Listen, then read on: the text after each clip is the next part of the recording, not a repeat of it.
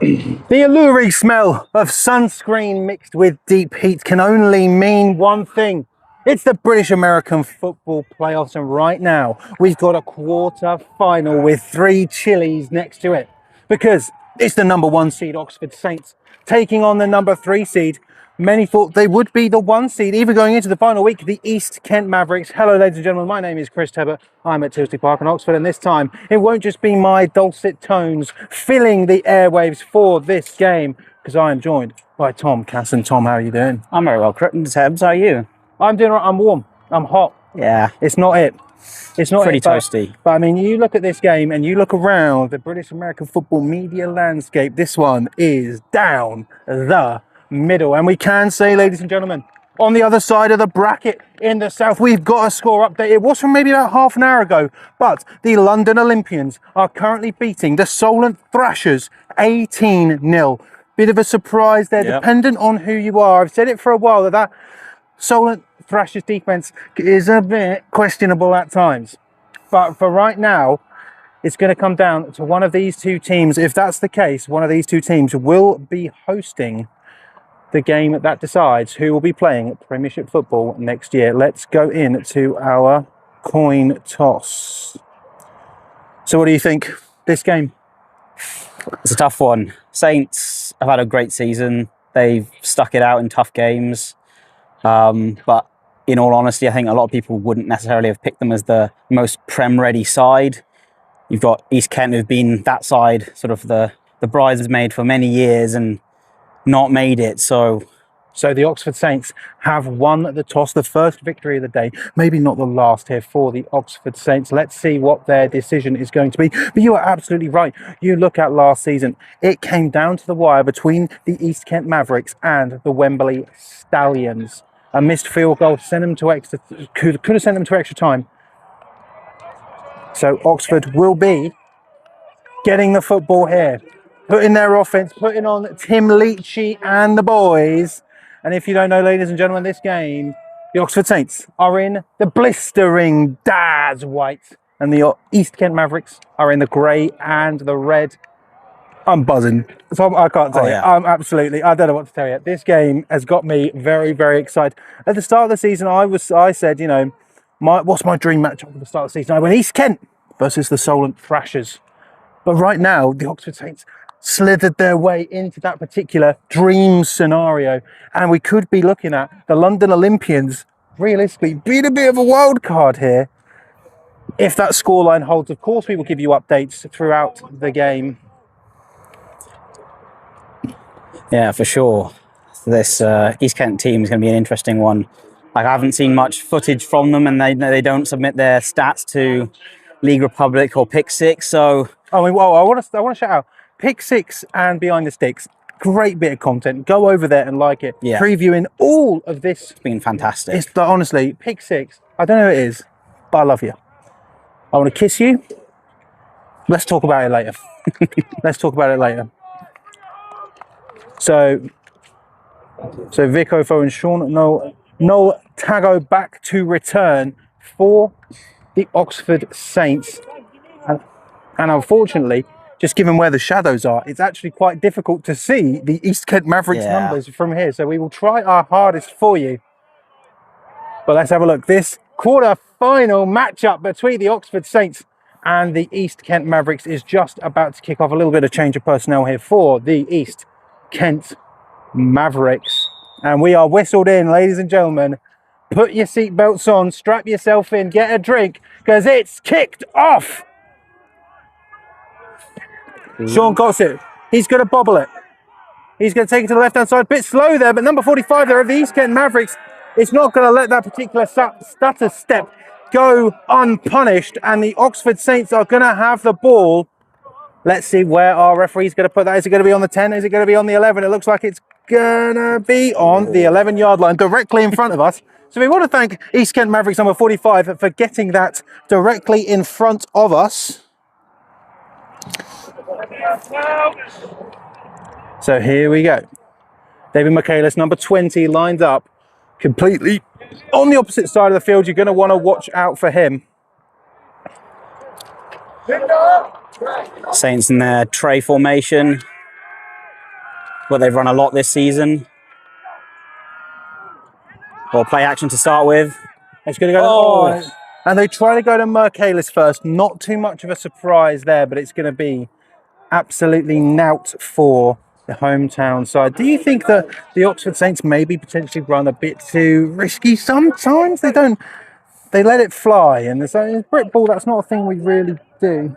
Yeah, well, I don't think so. I think, say, Tim Lichty's got a very good pedigree. He's played for London Blitz for many years previously. He's a really distinguished quarterback. So I think they just trust him and his pedigree. So it goes to Ojibulu on the outside. He's going to stiff arm. He's going to gain it's only going to be about 3 from what I can gather right now. Not even that. Yeah, Jordan Legg on the tackle, the ex Hertfordshire Cheetah. We've got a lot of those. I mean, yeah. Obviously East Kent defeating the Cheetahs last week. Yeah. After falling to the London Olympians, and again, maybe we're discounting London Olympians here. This in the final week of the season, so 3rd, and I'm going to say 7 there instead. Leachy's looking, and that is broken up. Looking for Britain, but number 29 of the East Kent Mavericks is going to bring on. Pretty good pressure there from East Kent. The O-line managed to give Charlie a little bit of, Tim a little bit of time there in the pocket, but he did manage to throw it sort of almost into double coverage. It was a real tight window to try and fit it into. But 2 contested catches that haven't gone the Saints' way.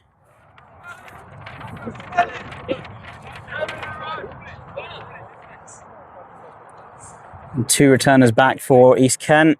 And Brian, the British punter on YouTube, in case anyone wants to get some. Let's see how he's going to do here. He's going to bobble it, and he's going to get it away. Not going to be as great as the Oxford Saints want, but the fact they're able to get it away, and it's going to be returned here by East Kent.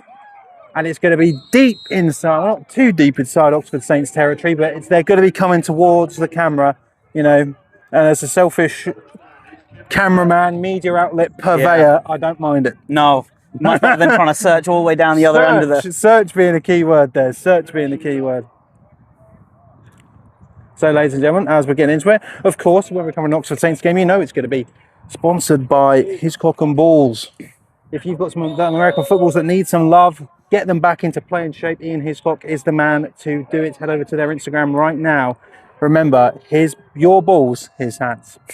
So the first drive here. For some reason, we're on the 1st and 9 already, which is quite strange here for the East Kent Mavericks. Interesting. Looking deep Pump already. Fake. Oh, good pass break up there. So instantly going away from Tyler Burke, who is probably, I think, one of the leaders in interceptions in the whole of the division, in the whole of Brit ball, definitely I think in Division 1. I mean, I love it because he is Lincoln Colonials alumni. Yeah. We don't get to say that very often. There are a couple here, Connor Folds as well, number 60 for the Oxford Saints, who plays on the O-line. I forget where he's actually playing now. I would love to tell you who that Saint was who broke that up, but I don't have a number 11 on my roster sheet. Yeah, I don't think I have anything either from the information that we've been sent. So here we go. 2nd and 10 here for EKM. They're going through the air again. Quick out to the left-hand side. Towards a lane. Oh, and Tyler Bork. I love Tyler Bork. Blake is the absolute. He's like a very intelligent pit bull, because he's a very smart player, but he's got that ferociousness, and that is going to be enough for a first down. I don't know how to describe it.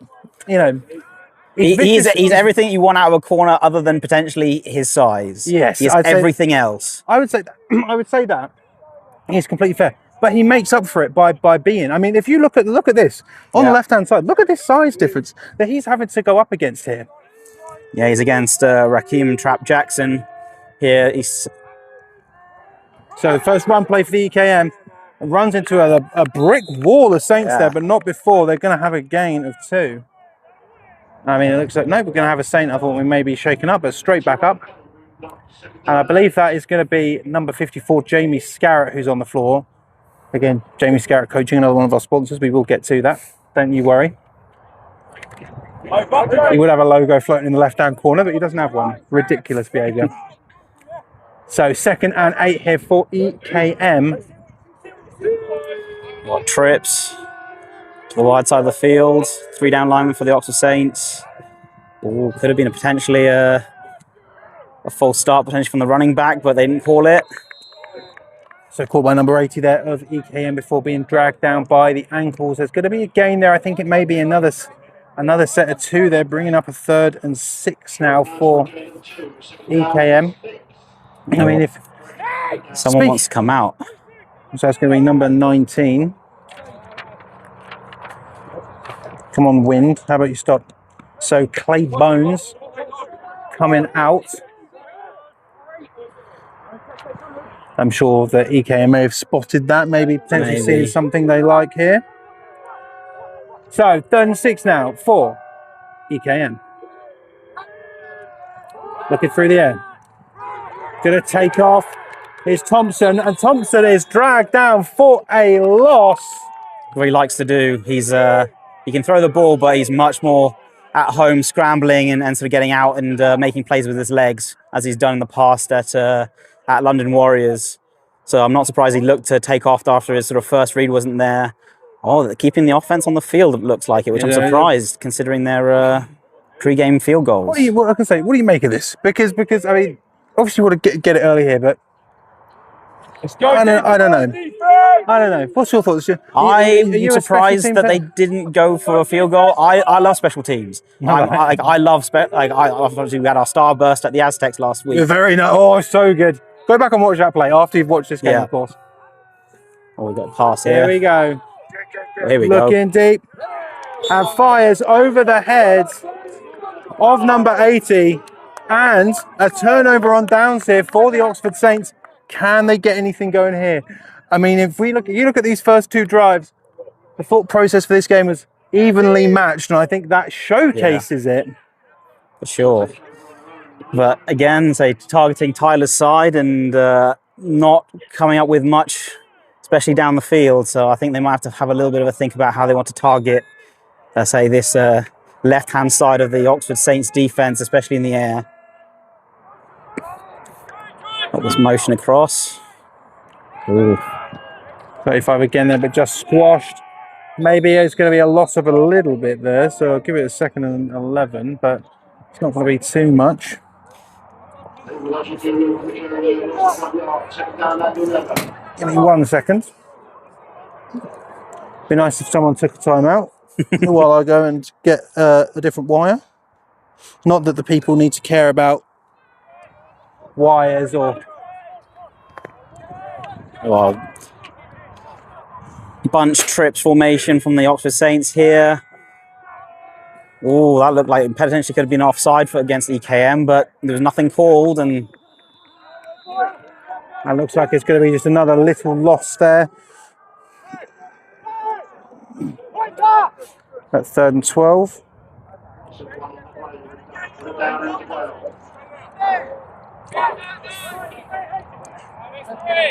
Okay. Oh.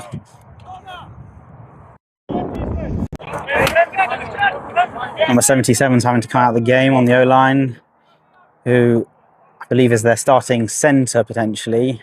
I think that is Connor Folds, actually. Is it Connor? No, Connor's... that might be Charlie. No, I think Connor's moved into the centre position.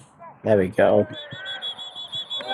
Sort of what I expected on that previous play where the, East Kent were very quick off the ball and there was nothing called, but, OC, Ian Hiscock or Tim Lifty to get them offside. And I tell you what, when I said to the people, hey, someone like to commentate on me, and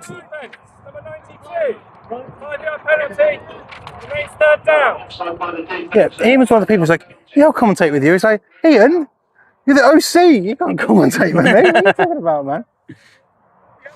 No, that's going to be now looking at, is it 3rd down or 4th down? It's 3rd down.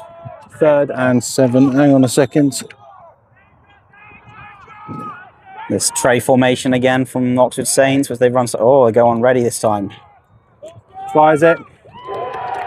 Huge catch there. First down of the game, I think. First earned one. Yes. Actually, no, sorry. East Kent did get one on the rush, but at least for the yeah, Saints. yeah. First Oxford Saints first down here, but Yeah, you're right. Connor Folds is now in at centre.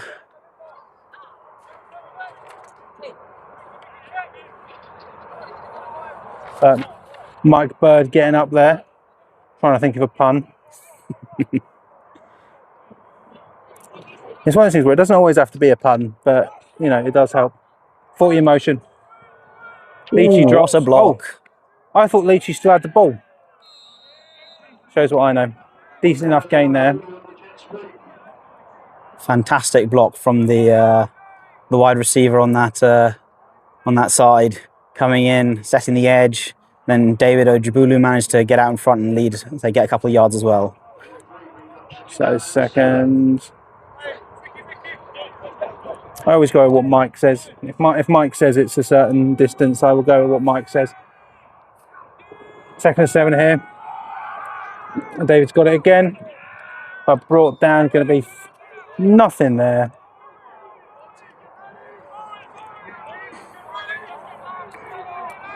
It seems to be the case for the Oxford Saints. They just managed to chip away, or at least what I've seen. It's about chipping away. Like I don't really expect them to score. But I mean, I spoke to some of the Saints. They said they were expecting a low scorer today. What do you make of that? Yeah, well, I spoke to Coach Ian earlier in the week, and he said that he had a good look at some of the issues that they'd had. Very, very dangerous there, letting that man come right round. But we do have a flag on the play. Yeah, very similar to the Cambridgeshire Cats last week. They wanted to continue playing, and their QB paid for it a bit, holding onto the ball.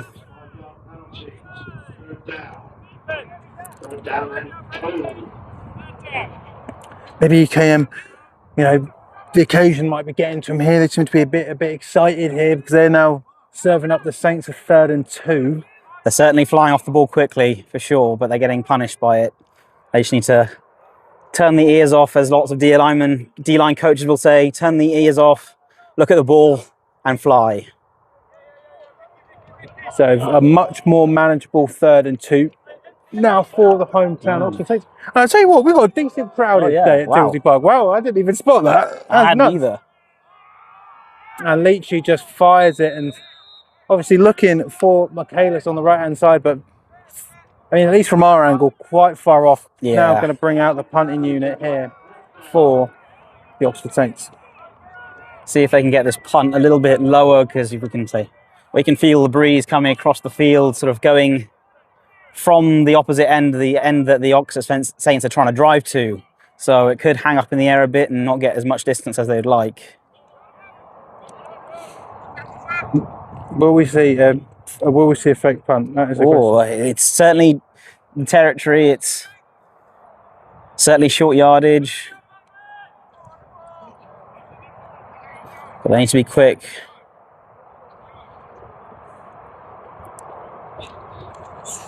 Oh, and once again, but Brian getting it off. Much better punt this time, even into the wind. Bounces into the hands of the EKM returner, who's going to be going all the way around the right-hand side. But for the first time today, EKM are going to be starting in EKM territory. Yeah, much better punt there. Coverage was pretty good as well. Still a bit more of an end-over-end punt, which is probably not exactly what the punter was looking for. Usually we're looking for a bit of a spiral punt, but but still got good distance and allow the defense to be in plus territory to start their drive. So I'll give you an update on the other game, Solent versus the Olympians. From what I can gather, the Olympians are still winning 31-14 over the Solent Thrashers. Nuts behaviour. Anyway. Yeah. That is going to be a tasty one. That's going to be a tasty one. I mean, let's get the camera set up. Need to find my scoreline again. Thrown out to the left-hand side here. Tyler Borks. Short tackle there, but good pick up there on first down for the Mavs. It's maybe 7. It's just they've already asked if this is right. So I believe the EKM GM has already asked me if EKM win this game, am I going to East Kent? It's like, He's like, you're watching this. You're watching this, coach. You're watching this. We're not even through the first quarter yet, you know. If you're up, then maybe you can ask that question. Right, second. Bit of a different formation from East Kent. Got a wing tray here. Got extra blockers on this left-hand side of the offensive line. And it's a run play. So left-hand side, but just getting there enough for an EKM first down. I think as we see some of the Saints sort of rotating through their D-line, I think that might be a key of the game for them, is being able to stay fresh and fire out. I mean, it's one of the best things that they've done. I mean, I remember, you know, I bring this up every time I'm here at Tisley Park, is what the Saints were just a few years ago. To be here right now in the quarterfinals is an accomplishment in itself. And I do have to apologise to Coach Kennedy, because I said he was American last time, but he's from Northwest Canada, he's told me. I didn't know that. So it's going to be a QB keeper. And running in at 2, number 44, going low, but it's going to be for a decent gain here, going to cross the halfway point. Yeah, there's Joe Thompson on the QB keep there. And Nathan Bench, who is nowhere near his namesake, of course. Oh, he actually did come on. Yes, he did. He did. But yeah, the Oxford Saints had pulled the whole line across to deal with the fact that they had extra gaps on the left-hand side, and obviously that gave it a lovely free lane for Joe Thompson to take it off on the opposite side. See if they do the same time here. Now he hands it off. I think it's David Julius potentially here. Oh, wow. Is that David Julius? I think it might be. Oh, I love David Julius. Going to be a great first down. Yeah, I love David Julius. Former Brighton Panther, if I've got that. Yeah, correctly. Absolutely correct. Yeah. I'm a big fan of David Julius. I remember covering some of the Brighton Panthers games, and he was genuinely one of the brightest sparks in that entire squad. Yeah, no, he is a really good running back. But there's a bunch of other guys that have come out from that team who are playing at really high level and really good players. So into Oxford Saints territory, here is EKM. Going to be another run. The first contact is made in the backfield, and the Saints will let them go nowhere, and that is going to be a TFL. But a flag does come out. At the end of the play. I think I hear the words horse collar. I don't know, a horse collar. It could have easily been face cage. I thought I saw a helmet come off. There is a helmet off, so.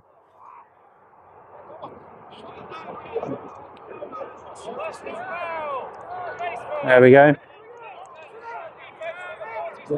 And that is, and let's be real, in situations like this, when you are in the quarterfinals, those can be game killers. And a free 15 yards now for EKM. And the Oxford Saints are marching back towards their own end zone. Definitely puts East Kent in scoring position. They were kicking well from about this distance earlier, so I think they will be looking for points come what may here. We got trips to the right hand side of the defense, trying to see if they can single up. On the opposite side here, Rakeem trap. Here we go. Thompson's looking.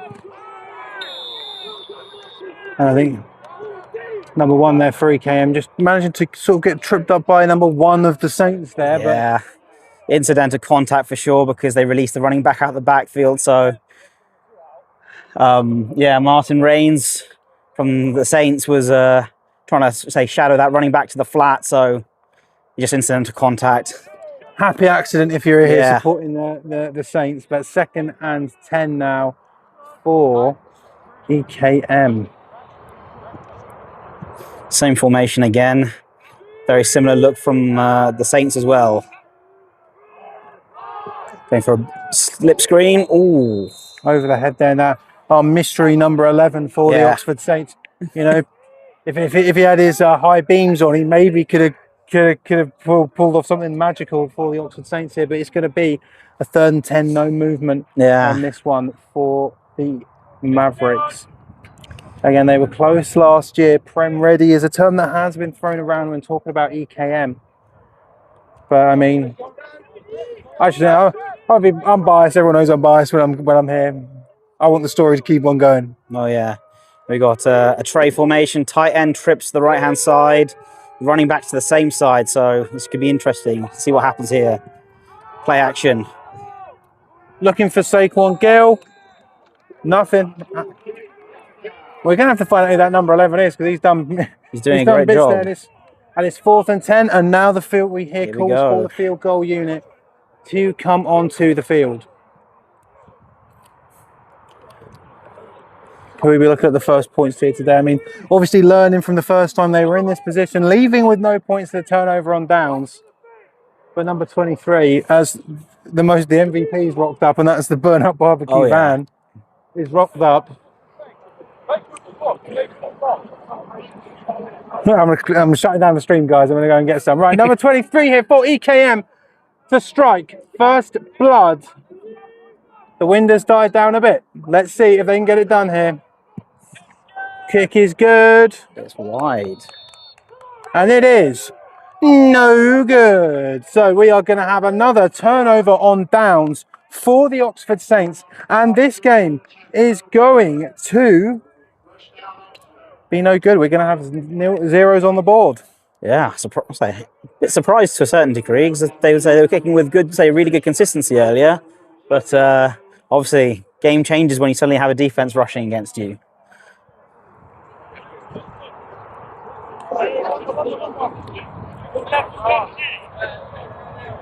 So here we go. Again, I always bring up what I used to say about the Saints. They are a lowercase team. Sometimes they can't capitalise. Yep. This doesn't work. Try that one. Here we go. Ooh, return action on the motion there, but solid play from the defense. Dives forward for just a yard. This is it. I think if this first quarter is going to anything, we're going to have a low score here. It's going to come down to the wire. Potentially. It'd be interesting to see. I hope not that these teams may not know what the score is in the other game. They could be thinking it's the Thrashers potentially. Everyone thought it would be the Thrashers. Obviously, it doesn't matter right now because they're playing. If I go out and tell them, they're not going to care, are they? No. Tom? They're playing a game. Exactly. 2nd and 9 here for the Saints. Leachy looks to fire. He's looking for Michaelis down the right-hand side, but that one is going to hit the turf on the EKM sideline. Pretty good protection from the offensive line there. Gave Tim the time, but it came out a little bit wobbly, which was a shame. I think had it managed to come out nicely, I think it might have dropped in the basket a little bit better for Michaelis there. But I thought that the offensive line might struggle a little bit against this defensive line, but at least in pass protection seems to be doing a pretty good job. They're doing a good job, and you consider there's a lot of there's some big boys over there on EKM. Right, okay. Leachy drops one off. Oh, almost batted down into the arms. We're going to have a flag on the play. That's good. I think that might be roughing the passer. At least that's what Leachy is saying. But we almost had another miraculous one. Trey Lumsden almost catching that deflection. But at the end of the day, it doesn't matter. Because Alex like it's going to be a first down for the Oxford Saints. Let's go to our referee. Personal foul. Roughing the passer. Defense. 70. 15-yard penalty. So, 15-yard penalty. We've seen one from Oxford. EKM now return the favour. All square in that regard. Another first down by way of yellow flag for the Oxford Saints as they march ever closer here. But I'm sure they would have liked to, spice it up a little bit more and get some catches in here. First look of trips, nub formation from the Oxford Saints. Let's see how they go from here. The short motion as well. But East Kent are very good at setting these edges and being aggressive and stopping the running lanes from appearing. I mean, just a massive collision there. Nothing to be said. But I'm going to wait for our referee on the opposite sideline to see. Tell me if there's any loss on that particular play. It might be. Maybe one or two. I think there might be one given by where he's standing. Yeah, that's going to be a 2nd and 11 here.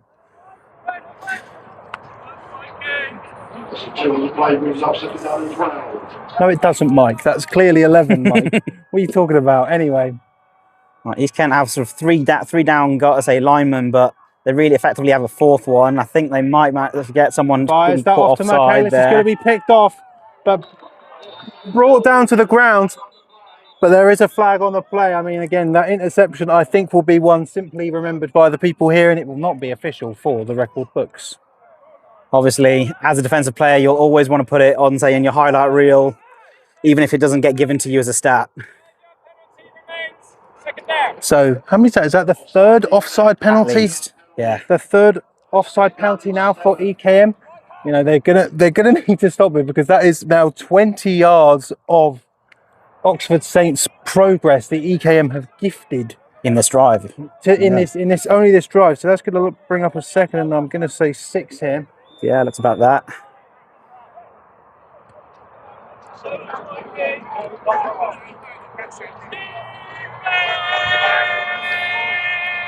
It's a bit like maybe not man coverage. Maybe some kind of palms here. Fires one out. Oh, bounces off the hand of his man here. You look at this concerned here that Leachy's maybe not being as accurate as he has been in the past, because I've been at some games here for the Oxford Saints where wind has been a factor. Truthfully, there's not too much No. wind here. It's not bad. Yeah, I'd hope that he'd be throwing it a little bit more accurately, but I think the pressure he's receiving is kind of speeding up his internal clock and maybe not letting his mechanics do the work that it should be doing. What on earth has happened there? So for me, what that looked like, an EKM player moved forward into the neutral zone, then went back. By that point, the Oxford Saints snapped it, thinking it was an offside call, when in fact it wasn't. EKM wanting a full start, I think that is going to end up being... Yeah, they've just called it fourth down. Effectively, it will be classified as a sack. Yeah, easiest sack of your life. There. Easiest sack of your life there for EKM, but that is going to be a fourth down. That for me is textbook definition of play to the whistle, guys. Yeah. Play to the whistle. You may think there's a penalty. There was not a penalty there, and that is now going to be. And you can hear Coach Greg Kennedy on the Oxford Saints sideline, very, very unhappy, and rightfully so, I think. Here. Yeah, exactly. It looked like, as you said, someone was maybe in the neutral zone, then jumped back, and then it looked like the Saints' right tackle might have false started, but then they didn't throw anything, and oh my goodness, what a play! Right, brilliant ball, brilliant ball. Right, Britain's got it. He's faced pressure before today. Oh, and it's blocked by EKM, and it is going to be picked up by them and dragged down. And EKM will once again start in Oxford Saints territory. I think that actually might have been David Julius there on the punt block. I saw number 21 there. So playing on, as running back, but also on punt return. So as it goes for the Oxford Saints, 2 plays, disastrous plays here. Just not being able to, number one, grasp penalties, but then also getting a punt blocked as well.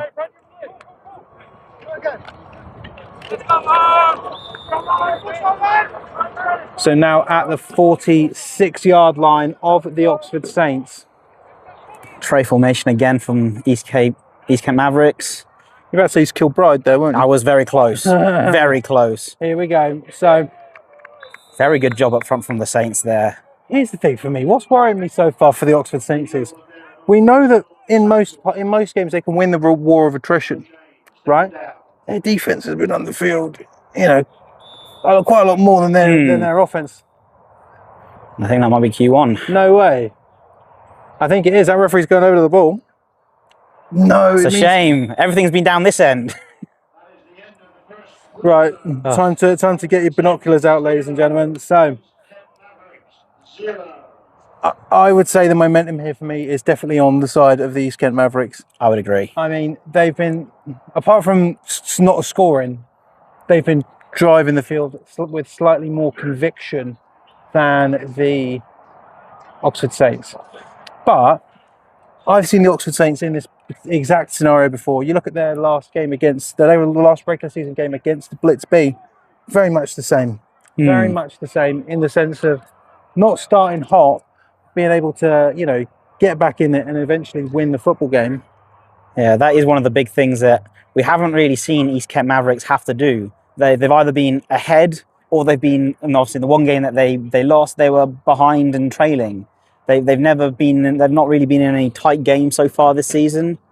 So yeah, it's going to be interesting to see how this dynamic of momentum goes throughout this game. Well, obviously, if you are interested in the other scoreline of the other game, I believe it's still 31-14. That's the last update that we had.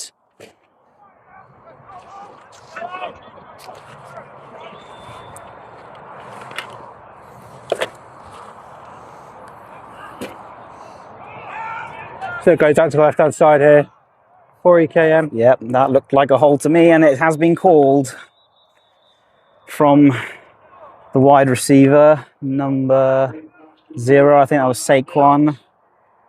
Very clearly, you could see the arms outside the frame of the body, which is a clear sign for any ref to throw that yellow flag.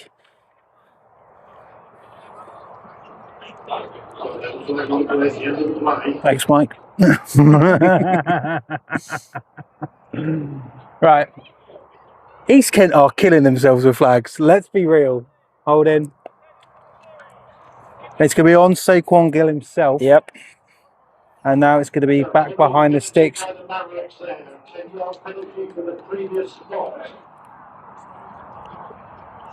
Correction for the spot of the flag, so setting down and 12. Yeah, it could have been an awful lot worse for East Kent there, because obviously, yeah, as Mike's just said, it's from the spot of the foul, and that was quite a long way down the field, so it's ended up being more like 2nd and 12 rather than 2nd and 20. Yeah.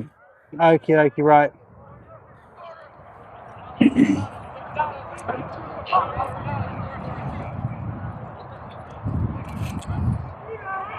So on the right hand side here, converging with the Saints, but it's going to go for at least 7 by the looks of things.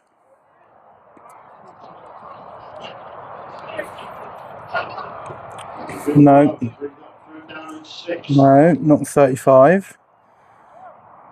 3rd and 6. Not ideal for East Kent, but still have plenty to play with in this field area, because you're also not constricted, you're not too close to the end zone. You can go for a shot. We haven't done that in a while, so yeah, they might be dialing up a shot play. And again, it's missing that field goal. Could they potentially be lost faith in it? They really didn't go for it right at the start of the game. So looking for a deep one. It's going to be caught by Saquon Gill and tripped up. He is short by the looks of things. He is going to be short. And before you say that is going to be a 1st and goal here for EKM. And if you're wondering why it says 1st and 10, it's because it does. This particular setup does not give me a goal function. Yeah, nice little slant flat combination from the 2 receivers on this side. Very classic thing to run against what looked like a man coverage from the Saints, as they were bringing Victor Ofo off the edge on a sort of slot blitz. And this couldn't be any further away from us. It's going to be Thompson himself trying to take it in. And let's wait for our referees. And that is going to be 6 points for EKM. Oh, there might be a flag on East Kent for some of the blocking or afters that were happening with, number 1. Surely that's got to be for afters. It was afters. It was definitely afters. Against Rakim Trapp. I think he was getting rather frustrated by Tyler Burke all over him, and there was some stuff on the ground afterwards. So we're going to wait for our referee to either strike off or let that touchdown stand here. Right, so he's going to be...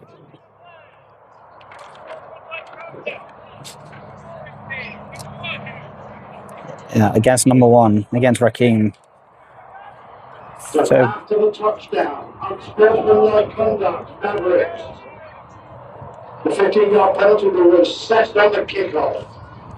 Here we go now to make it 7-0 here.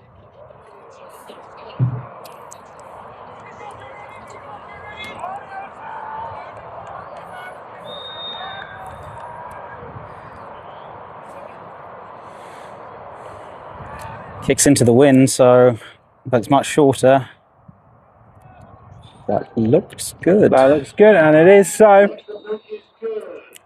So 7 now for EKM.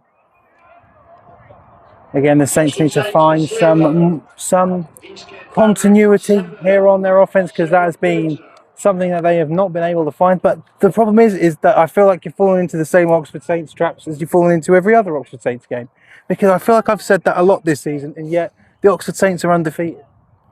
So I'm never saying anyone, you know, don't lose faith in games unless you're probably 3 or 4 scores down in the fourth. That's when you can lose faith. So don't lose faith yet if you're not currently here at Tilsley Park. Unlike a genuinely great crowd, like this is a couple hundred maybe. And that's not including the people that are sat around the sideline either. True. Like a genuinely good crowd. Like, I'm surprised. I'm happy. Burnout Barbecue fans getting raided.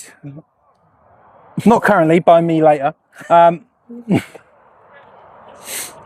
What are you gonna have from the Burnout Barbecue fans, do you reckon? Ooh, don't know. I do say loaded fries are pretty good. No, I've only ever had one thing. I might do a slow-mo video of me eating a hot dog.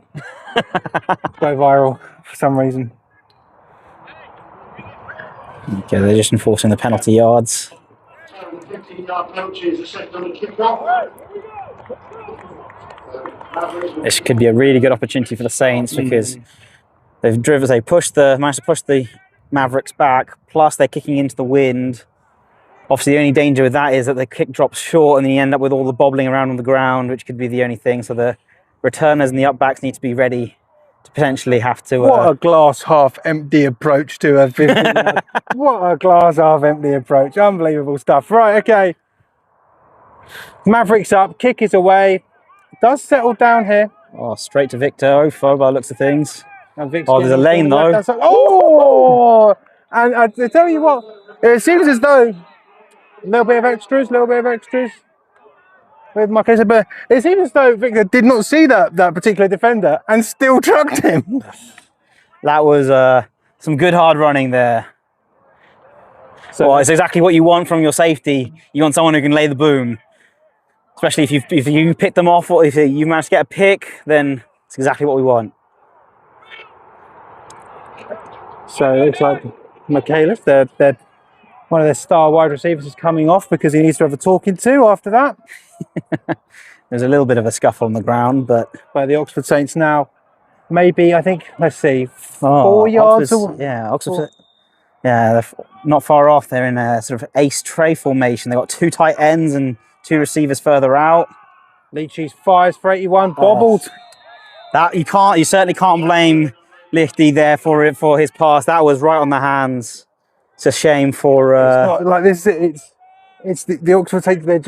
They're not playing up to their potential, I would say here, because there's been a couple of drops today that really should have been caught here by Oxford. Michaelis back in here on our side.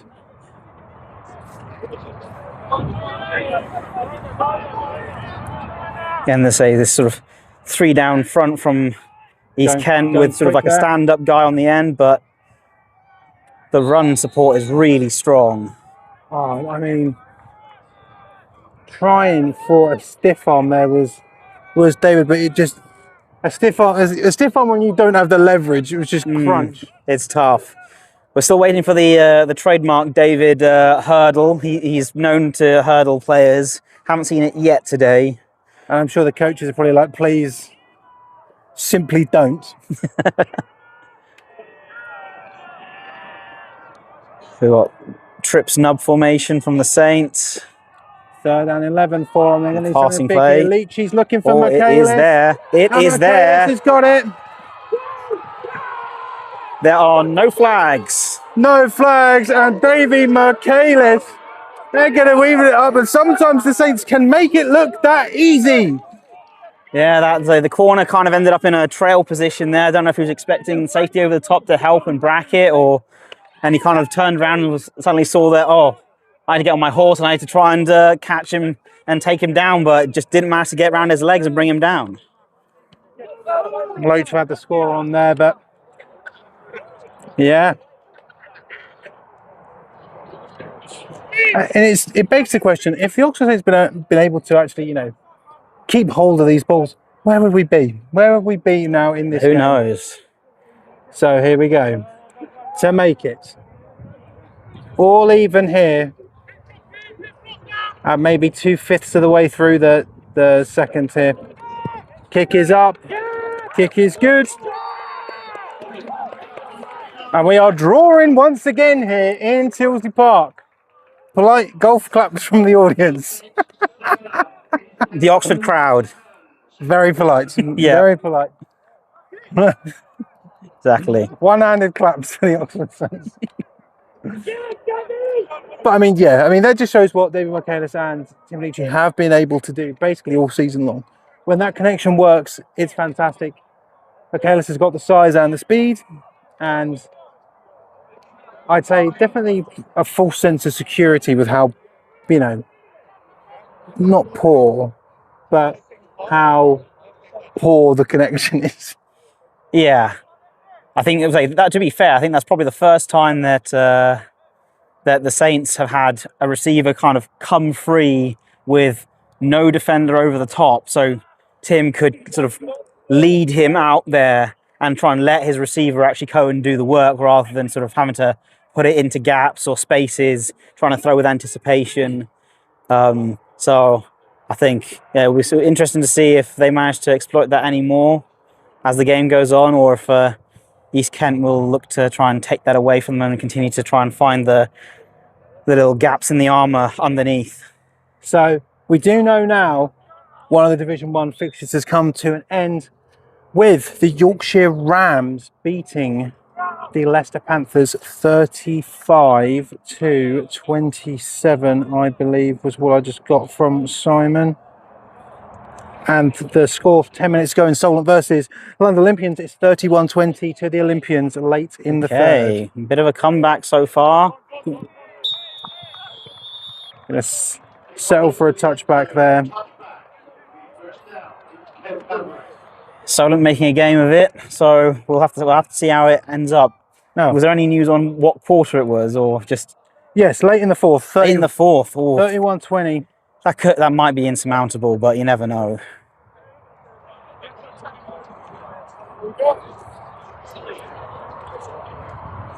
Yeah, that's not. I mean, again, if you would have said a few weeks ago, London Olympians are going to go in, they're going to beat Solent, Or even beat East even beat East Kent. in Yeah, the. that's very true. That's very, very true. Right, first to 10 here for EKM. Let me make sure I'm still in charge of my score. I am. My first down markers. Looking to the left. Fires out. But taken out of bounds, but it's going to be a gain of 5. Yeah. Yeah, looks about right. Thank you, Mike. Yeah, that's it. It is literally. Oh, is it? Thank you, Mike. Ladies and gentlemen, we want to say thank you again to His Cock and Balls American Football Repairs. Always funny when you say that. If you've got some American footballs that are in desperate need of some love, get them back into playing shape. Ian Hiscock is the man you want to see. Head over to the Instagram and the Facebook at Hiscock and Balls. Remember, your balls, his hands, ladies and gentlemen. First And he does a appearance, really good job. Oh, he does a fantastic job. This is it. I have to always preface with that. Right, 2nd and 5 here for EKM. Thompson's taken it himself, but Jamie Scarrett was not fooled. Ooh. Number 54. Oh no, I think Jamie's actually in 56. By the Is looks he? of it, yeah, he's Oh, got yes, he's got the the- orange face mask. 54 is someone else. Yeah, he does, doesn't he? Right, okay, Jamie Scarrett, awful. Bad guy. Not yet managed to make any plays. 54, however, has. Has, yes. But as a first wing back, sort of full back look from East Kent, trying to see if they could get the ground game going that way. Run some QB run game. But now he's, yes, it looks like still like a wing. I wonder if they get any pullers here. Down 5 for EKM. Going to fire it quickly to Saquon Oh. Gill, who's going to catch it very low. And that is going to be enough for an East Kent Mavericks first down. Great throw with anticipation to the spot where his receiver was going to be to Saquon. and he turned around and it was just right on, say, right by his knees, but where he needed it on the sideline. I think the one thing that people aren't really going is Saquon Gill is a large individual. Oh, he's big. He is a large individual. Like, you may not be able to see him up here, but he is large and he's got very lengthy limbs here. So being able to reach down and grab that ball, yeah, classic Saquon Gill here. Going to go to 20. We're going to go to David Julius. And that's what I love about David Julius, because one man simply cannot get David Julius down. He runs hard. And that has been the same for years. No one has figured out the David Julius equation as the You have to bottle him up. Yeah. As the East Kent Mavericks there go for 3 yards, 2nd and 7. Yeah, I think I remember first seeing David Julius might have been in the Div 2 South final when they played Swansea Titans. Yeah, I was there for that game.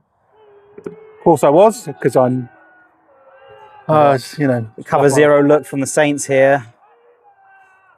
There you go, Julius again. And it is absolutely stuffed. Let's see if that is actually going to be a tackle for loss. Doesn't look like it. Looks like they're just going to keep that going, but again, you get 3 men to David Julius. David Julius goes down. 3rd and 7 here. Yeah, he gave us some hard times at the Oxford Lancers 2 years ago. We had to work hard to make sure we had running lanes blocked up, and he still managed to make some magic here and there. Here we go. 3rd and 7 for EKM.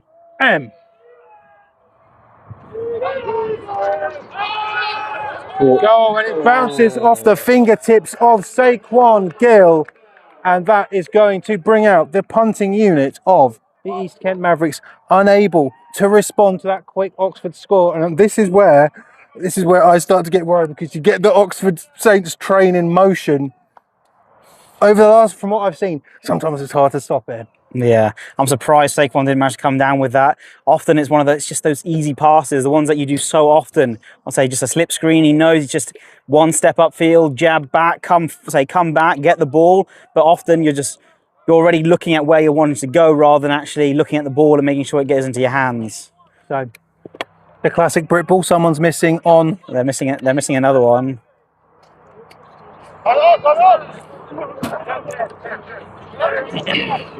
All right, Bork back to receive for the Saints. It's going to go over his head here. Oh, great catch there by Tyler Bork. He's going to be taking it. A decent return there from the former Lincoln Colonial. He's a really good return man as well. I'll tell you what, I'm sick to death of people, the most intelligent people in the sport I've found, support the Miami Dolphins. It's weird, because he supports Miami Dolphins and so does Ryan Hudson. Oh yeah, I know Rian does. I didn't know that. I didn't know Tyler supported the Miami Dolphins. I've literally had a conversation with him. I'm like, that makes sense. I know he's gone to Miami a couple of times, and he's like, oh yeah, I've gone to watch an NFL game. And I just assumed that he went there on holiday and just went and watched games. No, genuinely, like I've said to him, like, you're too smart to support the Miami Dolphins. I'm stupid, and I support the Miami Dolphins because I'm stupid. Like you and Rian, you two are too smart in this football game to be supporting the Miami Football Dolphins. Anyway. Rant over about the Miami Dolphins. Oh, toss sweep. Oh, that opened up nicely. Opened up a bit there for David. But he actually managed to cut it back and find running lane. Well, I thought he was actually going to push it a little bit further because it looked like he had more space outside, but good pickup.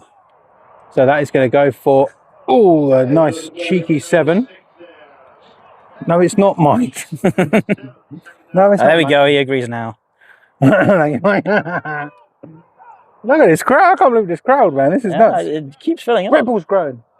Definitely is. Britball's growing. Oh, there's nearly, well, last I saw there was at least 550 tickets sold to the...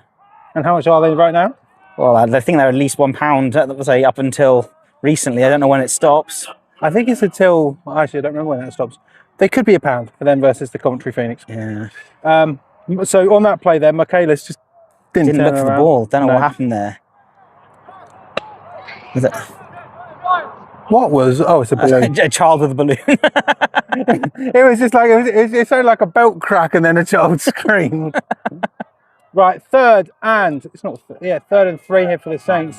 Flipping the formation, it was trips and nubbed to the other side of the previous 2 plays. Now they flipped it. Toss. And David slips on the just tripped ground. up. Turf Monster got him. But that looked like it was. It could have popped there a little bit, but So if I recall correctly here, the last time the Oxford Saints brought on this punting unit, it was blocked. They have to be on their best behaviour to make sure this gets away here. Number 89 and 680. 89 and 80, I think. Yes, 80. By looks of things. 80 sounds right. 60 is a receipt. 60 is a back. No. Yeah. See if David Julius is on there again. 21. Yes, he is on the right hand side. In the middle. See if he's going to try and. He was the person who managed to make the block last time, so. Looks like he's trying to rush through. Shout out David Julius, man. Trying to rush through the B gap. Bit of a chip. Low. Gets it away. Going to take a bounce. And you know what I appreciate there? The words poison was shouted and the players got away from the ball. Sometimes, as you know, yeah, it doesn't always happen that way. Sometimes it's like, what about this? No, there's no what abouts, guys. Oh, you know full well there's a certain abominable person who loves to do that kind of thing and just casually pick up a punt which might have got dropped short and try and advance it. Bloke is an absolute flag magnet, that bloke. Especially on special teams. Especially on special teams. And then he comes to me, he's like, oh, blah, blah, blah. No, mate, every time I come to one of your games, you get flagged. Without fail. Anyway, 1st and 10, let's stop talking about Joshua Ricketts. Here we go. Slant flat concept again that they've gone back to. That was that managed to get them the productivity in the previous drive. I looked there and there was a lot of green grass in front of Saquon Gill if he was able to get past just one man. Yeah, I know. So the Saints sort of like to run a sort of a sky cover 3, so the safeties are down and the middle field safety has to sort of read both sides. And when you're running that kind of post to both sides, it's hard for the safety. The corners need to help them out a lot and try and see if they can sort of split the difference and get in the way. Right, 2nd and 10 here for EKM. It's going to be a run play. Oh, not David Julius this time. No. Great run there. Yeah, it was a really nice read of sort of like the inside zone there. He saw that the front side was pretty much bottled up, but he had a tight end to that back side, and the tight end managed to get a good push there, and he just bent it back and followed behind him. 6 on the play brings up 4 down and 4. Done 4 here for EKM.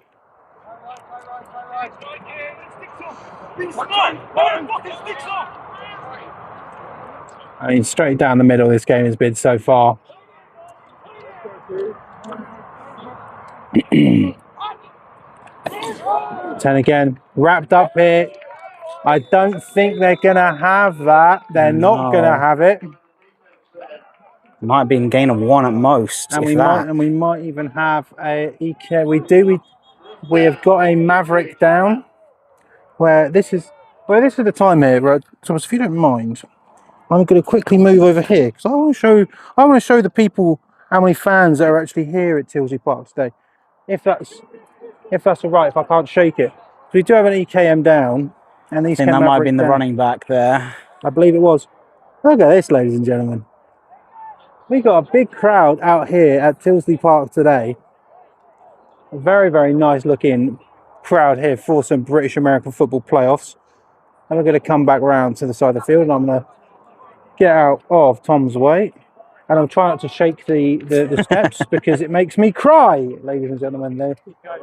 Here's a good game. I think it's what everyone thought it was going to be. Yeah.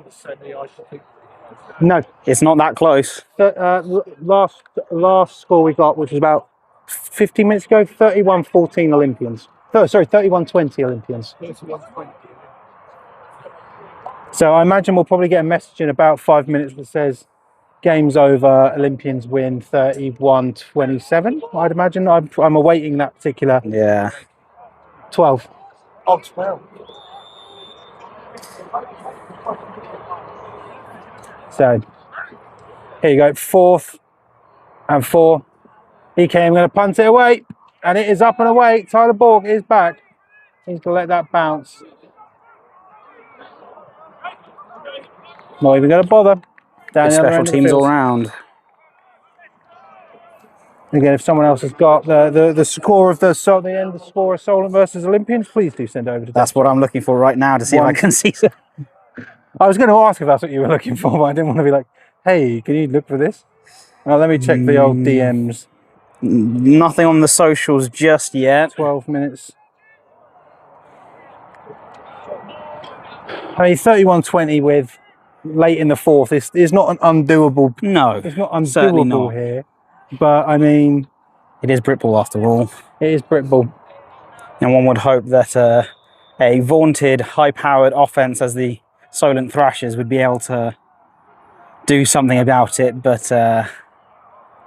so far it seems like they've been thwarted a little bit. They'll be playing D1 football next year. So will the loser of this game. Leachy fires and looking for Britain, but Seems sort of anything kind of between the hashes, East Kent doing very good job of staying over the top and underneath and making it really hard to throw into those windows and make it really contested catches. Anything down the sideline, however, looks a little bit more open. I'd agree with might that. be where the Saints have to attack to be able to get some movement. So 2nd and 10 on their own 20-yard line. Ooh, that was a toss again, which worked quite well in the previous drive, but certainly not the same number of yards. So it looks to me there's going to be just a gain of 2 on the play. Weird. Me and Mike just coalesce there.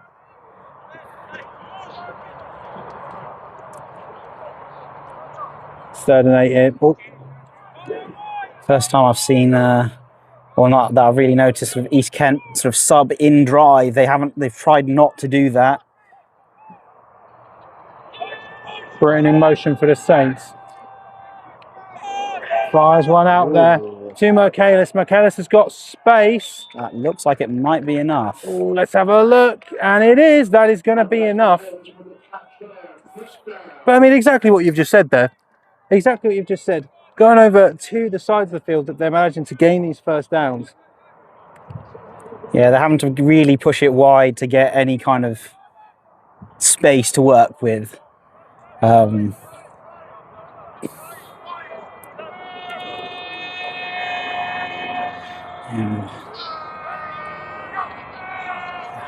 managed to get them offside again, I think. Question is, there's going to be all the finger pointing. Yeah, and you know, everyone knows the rules. The most fingers pointed is normally the right one. Yeah. You like to say anyway. Does my head in as a coach though, because obviously until the whistles are blown, it's live. Yep. And finger pointing does not equate to doing your job.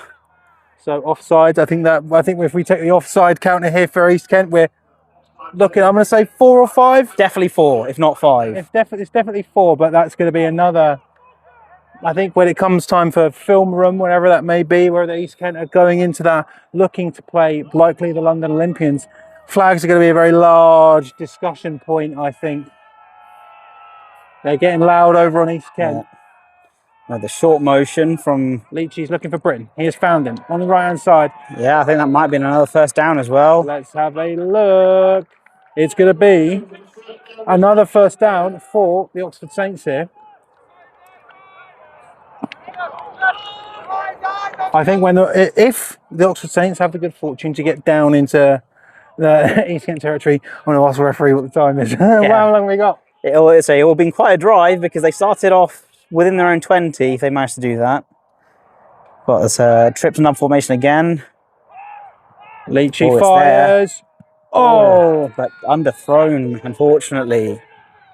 I mean, great from number 4 there. I think that's Ian Whitehead, who is a very, very vocal character on the. Yeah, it is. Ian Whitehead, a very vocal character on their team. But I think his blushes might have been saved by a slightly underthrown ball because the receiver was quite clearly open. Yes. You see a ball move in slow motion. Davey Michaelis has got it, but are they going to be able to contain him? And picked up and slammed. It's a great tackle, but he has picked up nearly 9 yards on that. I mean, We've got 3rd down and 2. hello. Okay, there's flags. Well, no, there's a whistle, There's but a whistle. could be a 2-minute warning. No way. No way. 2-minute It is. warning. Don't need to check with the referee. I will say, as a football game goes, this has gone quite quickly. Yeah. Normally they're quite long, I feel. I think. Well, I think it obviously depends on how different, say, teams are playing. Yeah. Both these teams, high-powered, well practiced offenses, and so they aren't afraid to mix it up between the run and the pass. So obviously that kind of helps out in terms of the clock running. But when you have teams that just air the ball out and aren't very, successful, then obviously the games do drag on a bit. Right, 3rd and 2 here for the Saints, right on the boundary of East Kent. Fires one out, and that is going to be caught. And that is going to be a 1st down.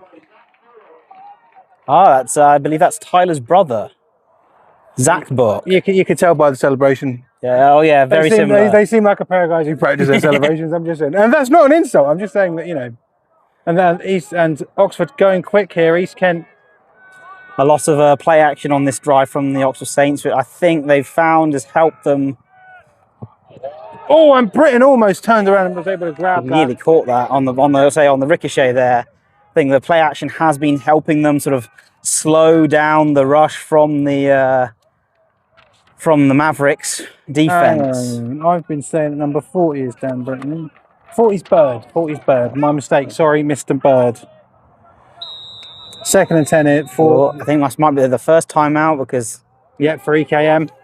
Yeah, I think they had a bit of a misunderstanding on their personnel that they wanted in. So that is going to be the first timeout call of the game. So EKM now have 2. The Oxford Saints have got 3. Yeah. But I mean, this game has been exactly what I thought it would be. It's been very, very close. Ian is getting very animated with his offense, not wanting them to come into the huddle faster rather than walking in. I get it though. As someone who is I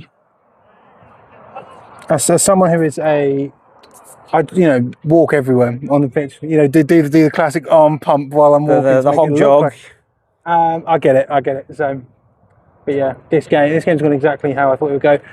Let's point out another one of the sponsors today is Jamie Scarrett Coaching. Head over to the Instagram for number 56 of the Oxford Saints. He has coached up players in the GFL, the ELF, the EFA, the ALFE. Not just American football, but for basically all sports, he's there. And he's currently running a scholarship program for free S&C. So if you're at university this year, head over to Jamie Scarrett Coaching to potentially get yourself free S&C. 2nd and 10 here for the Oxford Saints. 6-man pressure from East Kent. Oh my goodness. Oh, with the flag in the backfield. That could be a late hit. And it's going to be another catch here. Obviously, we're going to have a flag on the play before we discuss it. Holding on the defense. Just let it go. Just let it go. There's not enough of them.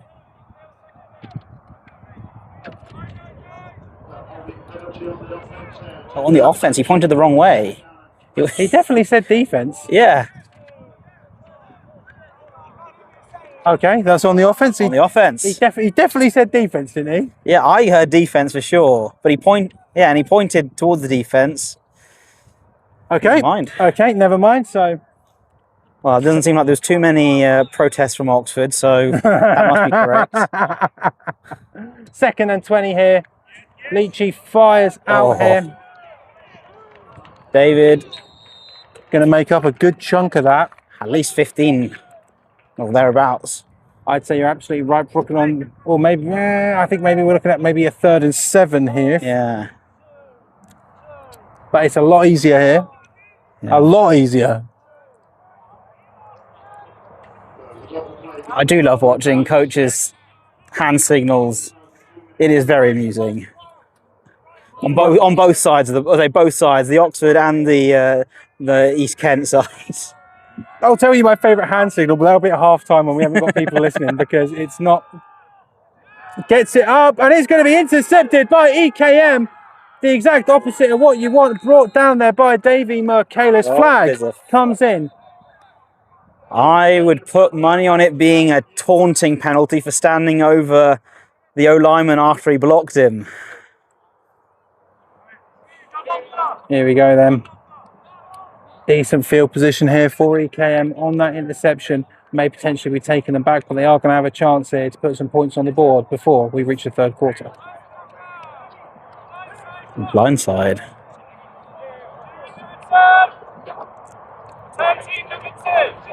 Yeah.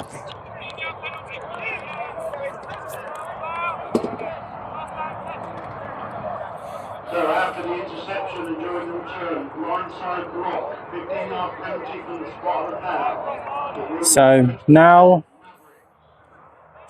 from their own 19-yard line, East Kent have got 2 timeouts, Oxford 3, and we are inside the 2-minute warning here in the SFC 1 quarterfinals. With that call from the sideline from Greg, it sounds like they might be playing a bit of a sort of prevent style, keep things in front of them, not bring too much pressure. Oh, and almost there. I think great effort there from... So Matt Kersey almost... Kersey, was underneath, and you had Tyler sort of bracketing it as well, and then you had the free safety, I think it's Kench in 44. It was quite a gauntlet to run there. Well, I mean, obviously the ideal target here for EKM is to get it to Saquon Gill with the speed and the size. Well, here we got, he's on our near sideline here.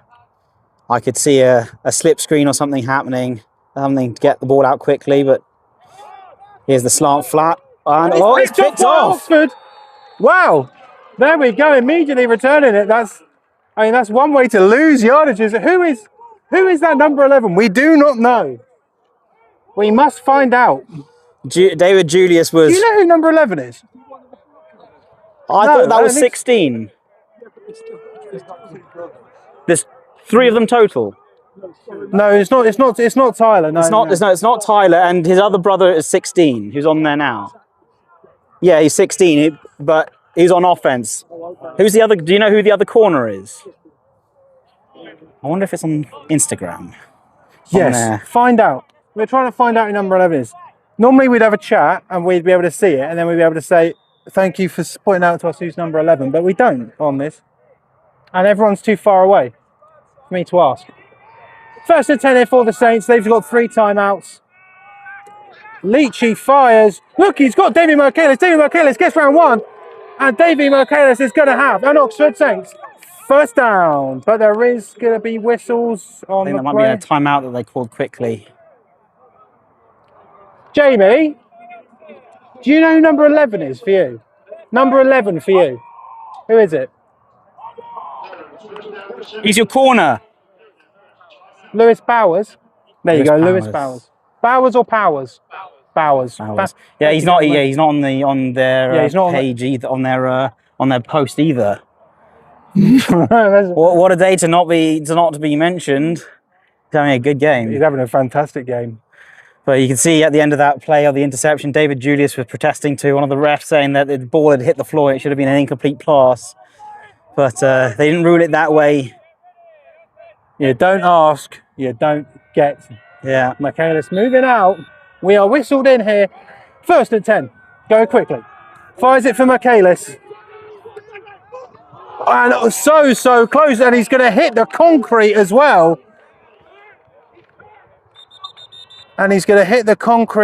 Hopefully Michaelis is okay. I'll take the ball. Yeah. And I mean, so close there for Davy Mercalis, having it in his grasp, but this is the problem sometimes when the facilities here are nice. He is sat up now. Yeah. So hopefully he is okay, but he did land on the concrete. Yeah, cleats and tarmac don't go well. It's ends up being a very slippery surface. So they're going around here. I mean, the Oxford Saints are right to be worried here. If they lose David Michaelis here in the quarterfinal, he is up. He's looking good. Maybe just took a little bit of a lie down to save his blushes for stacking it on the concrete. One hopes. And the worst part about that is got that all on camera as well. You all right? Oh, hand. We call that as PI? Huh? Oh, yeah. I wouldn't say so. Looked pretty good. Looked pretty clean to me. Yeah, I wouldn't put that as PI personally. No. What am I going to do about it? You know? Yeah, we can't throw a flag. Sorry, refs, come over. You know it's illegal to ask for a camera review if there's a string. Yeah. You will get a penalty. Right, here we go. Leachy fires out here. Oh, for David in the flats. David's got there. He's going to be closed Oh my down goodness. to the 2-yard line here for the Oxford Saints. Let's see if the Saints have their personnel sorted. Here we go. I know Coach Ian likes to have some sort of heavy packages or some special we could see there that 2-point plays. we could see their number 8 and 87 here for the Oxford Saints, ready to bring the beef. Yeah, we've got Trey Lumsden's come out, David Ojibulu's come out, so here we go. Fresh set of downs here. The finesse is a little bit out the window. Best sort of football. Just like my favourite player on the Bristol Aztecs, Sean Vaughan. Oh, yeah. Repping off a full 70-yard drive with a touchdown. Absolutely sensational. Tight bunch trips with condensed splits. No, he's got a yard. So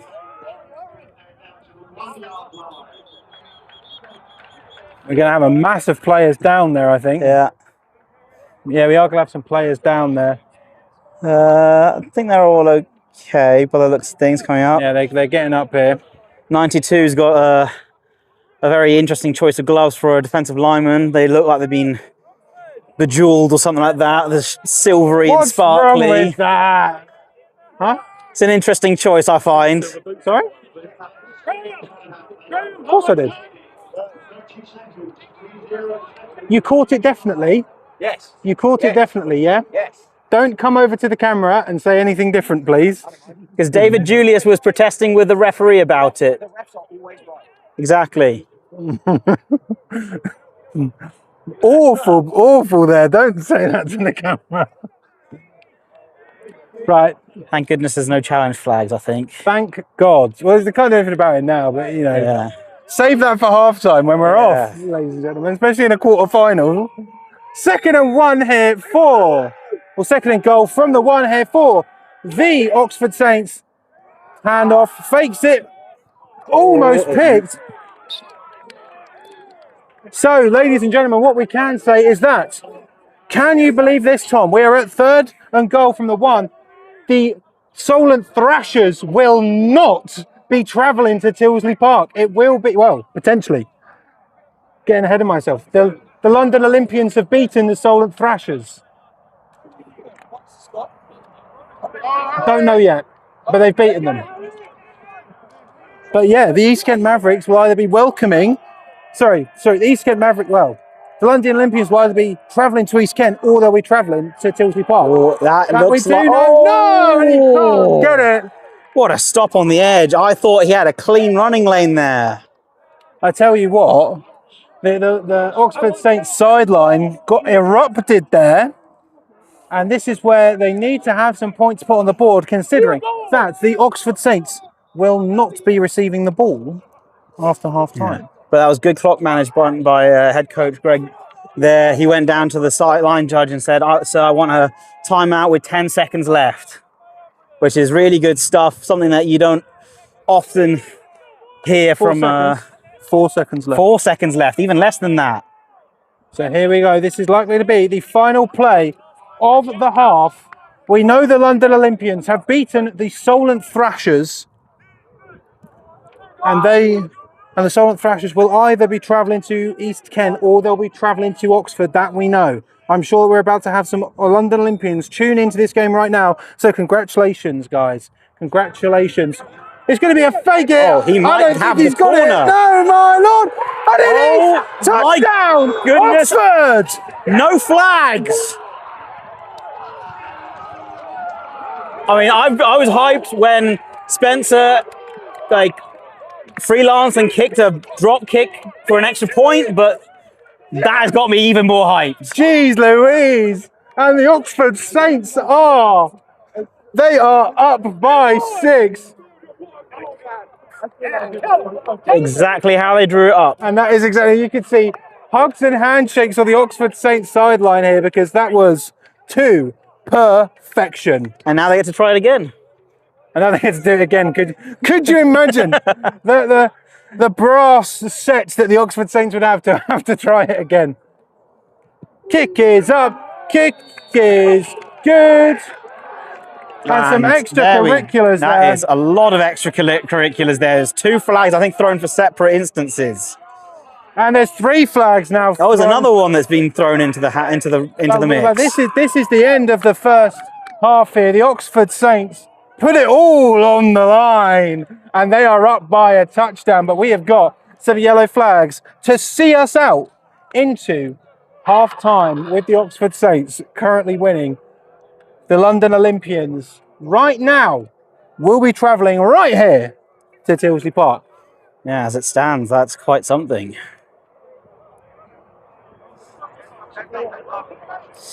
Yeah, I think on the nearest sideline here was Bijan Fard, who was probably going to be called for. Let's say the elbow action late. I'll say after the block attempt. Then Jordan Legg, I think, was on the other sideline. The gentleman is just walking over to try and speak with the refs. I think he might have been called for one as well. So unfortunately, it's the guys that we've been sent all the information on about in terms of the names and numbers. You need to look out for these guys. Why? Penalties. Not the way that they want to be called out on the game stream. So we're going to have a look at this. Time expired during the touchdown. After the try. Unsportsmanlike conduct. East Kent number 4. Also Ian Whitehead. unsportsmanlike conduct. East Kent number 8. Bijan Fard. So enforced on the opening kickoff there.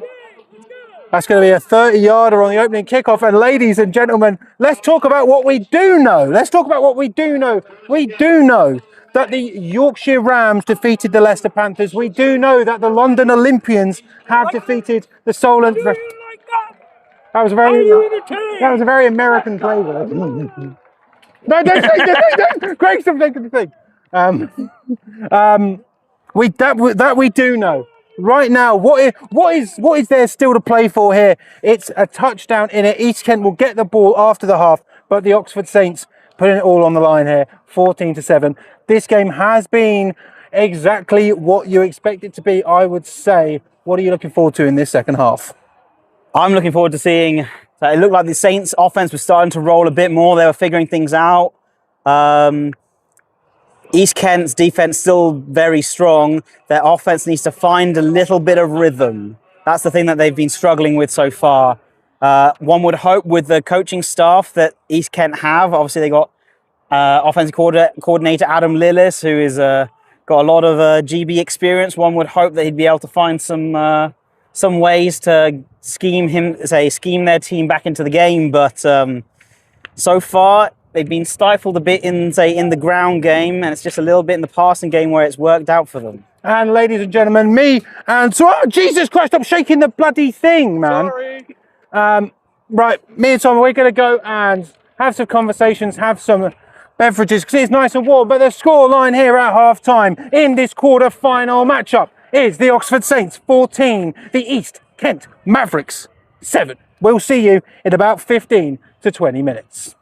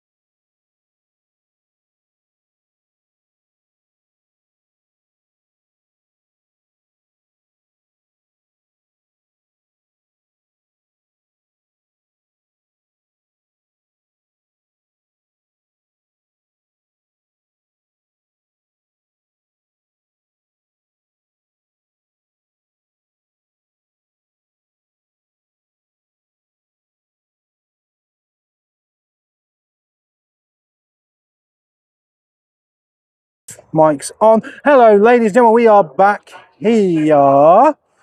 Saints 14, East Kent Mavericks. We are back here. Chris Tebbett alongside Tom Casson as we are ready for the second half in this game. The Oxford Saints up by 7. As you can see, this might be a bit odd for everyone, but as you can see just how closely the Oxford Saints are stacked up there. I wonder if they go for an onside kick, because they're so far down that they go, why don't we just take the opportunity of see if we can nab a possession back? Surely you do, right? Surely Yeah. you do. I mean, they've already done a fake field goal. They're getting onside here. Well, they've got the tight sort of huddle to start with, which often teams like to use to start an onside.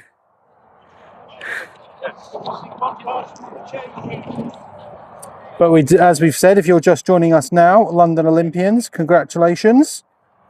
We will be finding out who you will be facing next week. I got it wrong.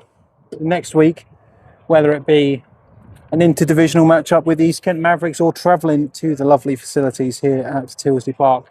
We will find out in the next hour or so.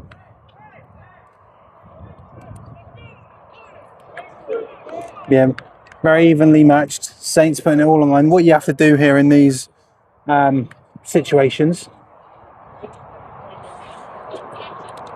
The line for the barbecue van was too long.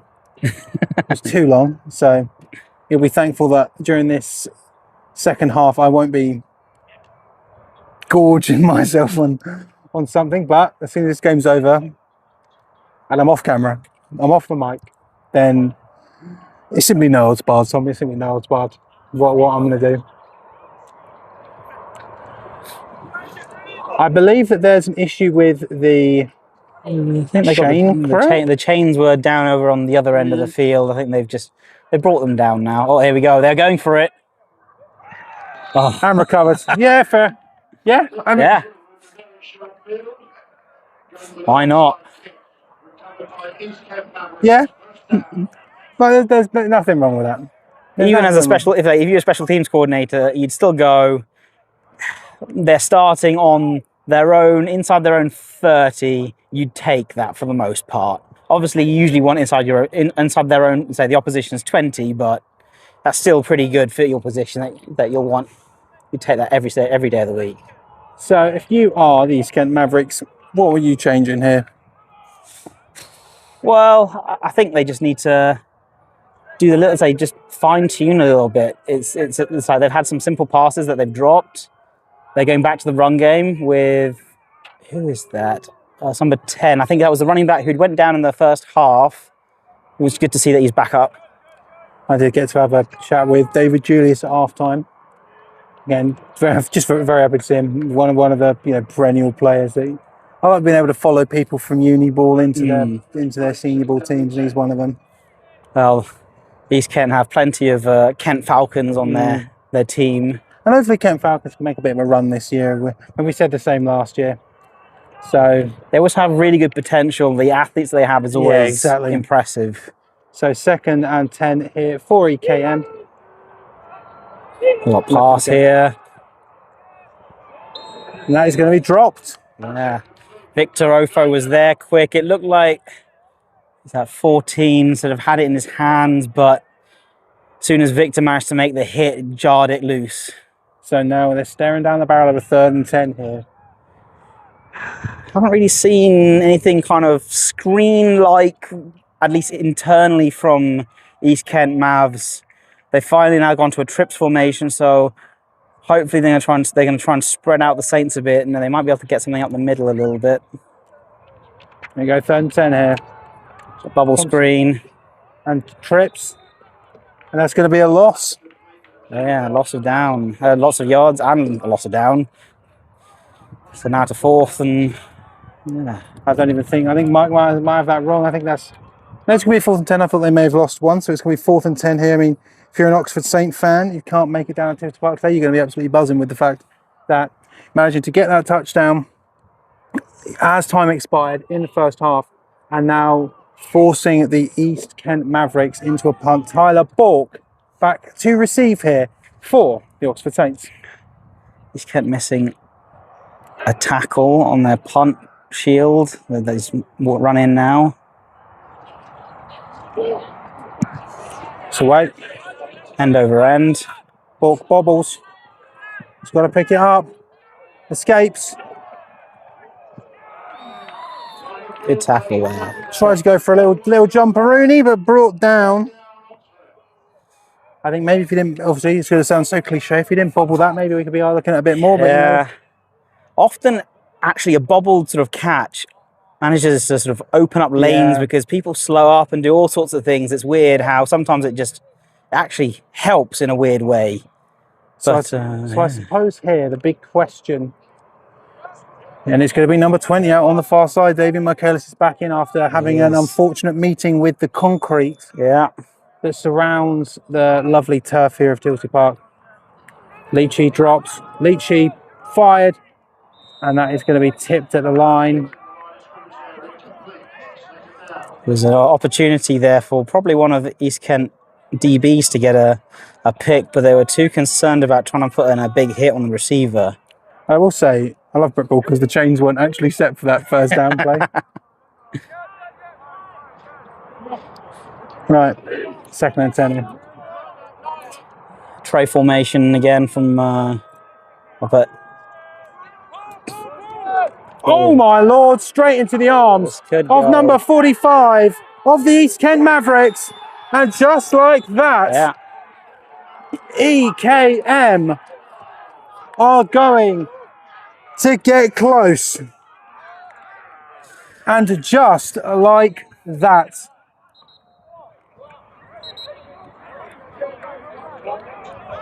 Oh, the ref's calling for the down marker.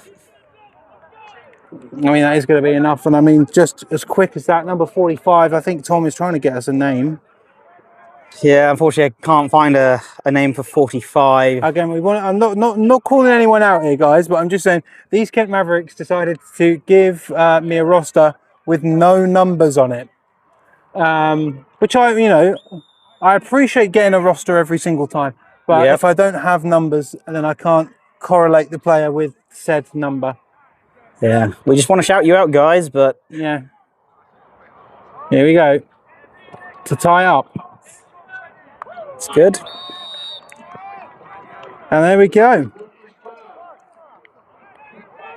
So for me anyway, I mean, not too, I don't know. Just looking I'll at put it- back, he just overthrew it a little bit. That was it. I'll put it this. It's such a simple thing to say, but I was talking to some of the Saints at half time and I said, if you don't turn the ball over, you probably win this football game. Yeah. And obviously, straight there, number 45 for EKM had all the time and green grass in front of him, loving life.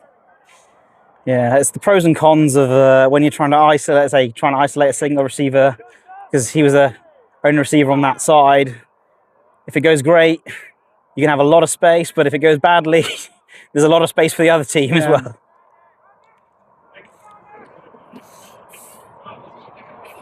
So we are once again tied up here early in the third. I'm sure we've got some London Olympians watching, wondering where they will be going next week. It's either going to be here, I don't know the name of where East Kent play, or otherwise I'd say that, but I'll say the home ground of the East Kent Mavericks. I think they just call it the ranch, or something along those lines. That is the ranch, but I know Wembley call theirs the ranch. Oh, as do well. they? I believe Oh, so. yeah, theirs is El Posa or whatever it is. Well, that might go out of bounds. And it is. Straight in with the flag. Yeah, I'll say lots of coaches will always talk about like the middle eight, the 4 minutes leading into halftime and the 4 minutes after halftime. I'd say the Saints had the better of it in the second quarter leading into halftime. Got to see if they managed to wrestle that momentum back after this little setback that they've received. Yeah, they can't let the East Kent Mavericks on a pick six there just steal all the momentum that the Saints built up in that first half.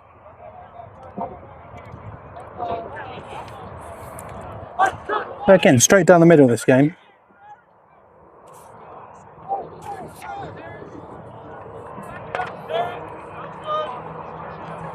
Oh yeah, Adam Lillis isn't actually here today. Oh, he isn't? No, he's on holiday. He's one that's been feeding me score updates. Ah, okay. I wonder who's... So Leachy, pocket is going, fires it.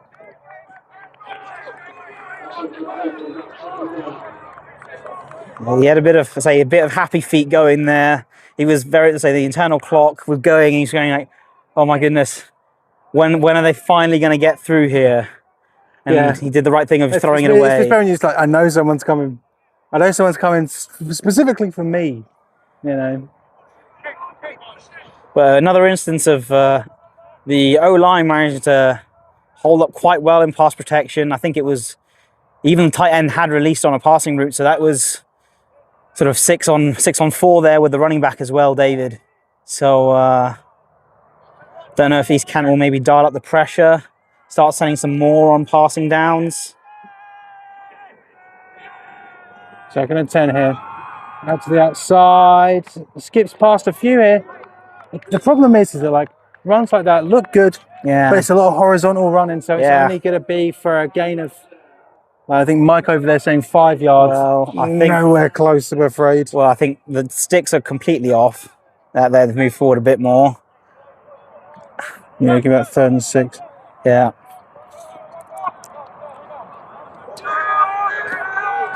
Well, trip snub look again from the Saints. East Kent not quite set, not sure where they're going. Oh, did they get someone offside? It looks like they did. Oh, nearly tried a for great catch. And Bird has been so close multiple times today, but we have got a flag on the play. Yeah. I think that actually probably was a pretty well placed throw by Tim because of the fact that it was offside. That because the receiver was going into a guy in coverage, so he tried to put it behind him to try and protect his receiver a bit. So 3rd and 1 now for the Saints after what I'm going to say is now the 5th offside penalty here for the East Kent Mavericks. Same formation again. Running, oh no, not straight up. Goes out to Michaelis. Michaelis trucks someone, and that is going to be enough for an Oxford Saints first down. What's your first down celebration, Tom? Straight away, just 2 hands, point. 2 hands. A little bit of the kind of Usain Bolt lightning kind of thing. See, I played centre, so I don't have one. Well, I played linebacker and fullback, so I had to celebrate a little bit. How many flags you got in your career? Actually, I don't think I got any flags, surprisingly enough. I was having a discussion the other week. I've only ever had one. Pretty good. And not for holding. Anyway, straight up the middle this time for David. He's going to spin around directly into the arms of a waiting East Kent Maverick. Looks like a good pickup, though. That's a good... I don't know about that. I don't know about that. If that's where the spot was, then... Okay. Hey, you can't say that I'm being biased for Oxford Saints because I don't know when he got there. I don't know either. One of the East Kent, I think, DBs, the corner was down.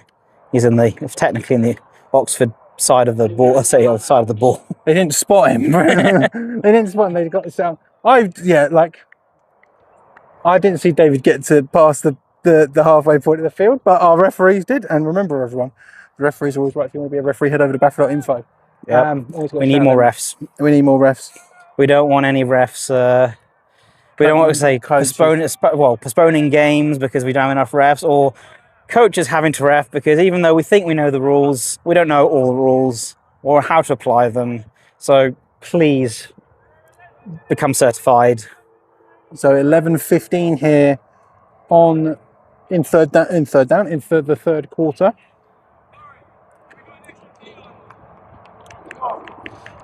So I think I just heard the East Kent Mavericks say that they might have put an extra D lineman on. So I wonder if they're really trying to shut up shop on the run game. Maybe take one of the linebackers off and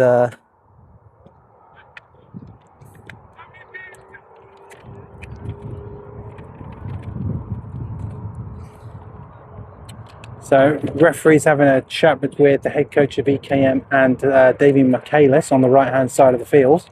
I think David might just be stood there. Actually, no, I think you're right. I think David was just stood there. I think David was just stood there, actually.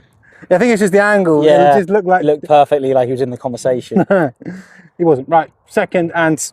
I'm going to say 6, actually. I don't think that's 5. Second and 6 here for the Oxford Saints.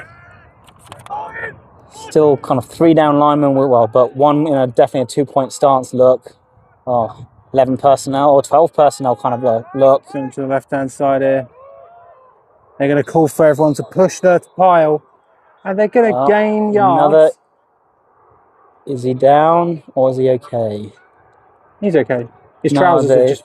No, I'm talking about the defender, the linebacker. He was down a little bit and he looked... Oh, I thought you meant the Oxford Saint. No. Who seemingly had his trousers down. He might have done, but the linebacker for East Kent Mavericks, he was sat down for a little while, looked like contemplating his decisions. We've all been there, though, haven't we? Yeah. I can tell you exactly what happened to me. It was when I was playing for Gloucestershire. We played Coventry in the pre-season. One of their D tackles hit me really hard, and I went, I don't want to do this anymore. Here we go. Leachy fires. Finds his man for a first down, number 85. Yeah, good read there. He saw the off coverage, little 5-yard hitch. Rodrigo bringing it in for the Oxford Saints. They're really, really longing out this quarter, it seems, which is for the best here, I think. Yeah, it's good. I think it's, well, an offense that can sustain drives is really important for everyone, including the defense. David's got it again to the right-hand side. Loss of horizontals. It may only be a gain of simply 2 there. If that, I don't think he might have even made a yard. No, I think you're right. But yeah, East Kent again doing a good job dealing with the fact that they had the motion player coming across and inserting on the other side, being an extra blocker, and they managed to account for that. It's really impressive stuff. Good protection. He's going deep down the sideline. Looking for Michaelis, but just once again hitting the turf of the East Kent Mavericks sideline. So good protection again. They're not managing to make... And there's 3 Mavs coming off, so they must be subbing to try and get some fresh legs on for a rush. That wind's coming this way, isn't it? Yeah. And yeah, Oxford. If they don't get this, they're punting into the wind. Leachy drops back. Leachy's being pursued. Leachy dumps it in front of David, but just too far ahead. Yeah. And 4th and 10 now for Oxford. With the way that the O-line blocked, they only kind of blocked for about a second and then let the guys through, as you would typically do with a screen. But considering the screen was out to the side, I'm surprised that they didn't sort of turn tail and try and get in front there. They kind of just went downfield. So I don't think it really helped, even if David had managed to catch the ball. That's really funny. Just a screenplay, but they don't go that way. They just go straight. Oh, dearie me. It's the little things that do make a difference. Good blocking from wide receivers always really helps in the run game, and good blocks from the O-line on screens are vital. So already one punt blocked for Oxford today. It's not going to be today. Martin is going to settle that down, take a bit of a EKM bounce. It's going to keep rolling, and immediately scooped up there by Victor Ofo. Now EKM. His offense is going to take to the field.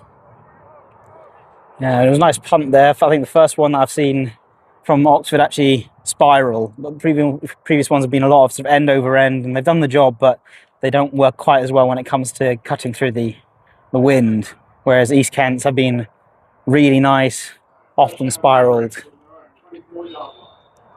Honestly, it's times like this where I look around and I look at, the blue skies and the sun and the people and everything. I'm like, it's mad that, why don't people do more American football in summer? Why is it like just us and like Europe and Japan and, It beats the hell out of, say, the autumn and winter with Britball, with Uniball in terms of, I wish the weather wasn't so dire then. No, I completely disagree. You disagree? Give me cold, wet. There's nothing better. gross football. The best. The best. The But of course, mud bowls that's on me. Bath Spa. Bath Spa, mud bowl, Yeah. raining, horrible time, snow. UEA, that pitch is pretty awful in the rain. I've not had the good fortune of travelling to UEA. Got trips. They're not on my list this year either. Got trips right. 2nd and 6 here. Got roll up, we'll say kind of half roll out this. Ooh. Tyler, please. Tyler, please. No, brother, no. Oh, but Raheem, it looked like he's come up limping a bit. He's holding his hamstring a little bit. The guy that was the receiver that was being covered by Tyler there. He's one of the names that we got given by East Kent. So it'd be interesting to see how the offense does if he is unable to go for the rest of the game. Especially, here we go, 3rd and 7 here. We hope it's just cramp as it is in these. He's getting stretched out, I can see. Here we go, 3rd and 7 for EK. I'm going to fire it to the left-hand side. Bubble screen, good blocking. Off to the races here. Going to be high. I'm sure there are some EKM players who maybe want some yellow laundry on the field. But I was waiting for that. Looked like it might have been a bit of a cover 0 look from the Saints. So I would say Aztecs got burnt on cover 0 by the Cats. When you have athletes at wide receiver, it makes it hard when they execute. So that massive pick 6 by number 45 of EKM. And then combine now with that play, the 3rd quarter is looking like it will be coloured grey. And East Kent could find themselves in the same position they were last year, just 1 game away from the Premiership. But they need to get some more points on the board here as they start from the Oxford Saints 18-yard line. Cover 0 look. Let's see if anyone checks. Yeah, it looks like... I think it looked like Oxford might have checked out of it a little bit.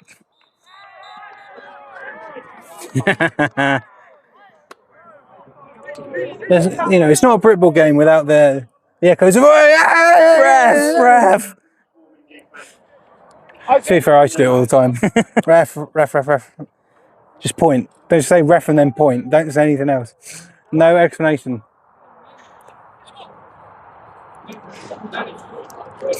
I always like referees pulling my hair, ref.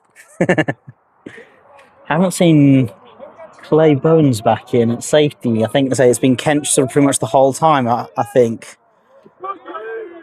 Another sort of cover 0 look here from the Saints.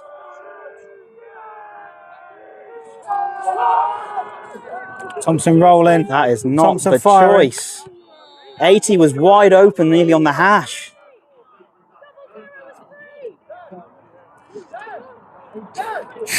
Even the Oxford Saints, they're making sure that Joe Thompson knows that he had a free man.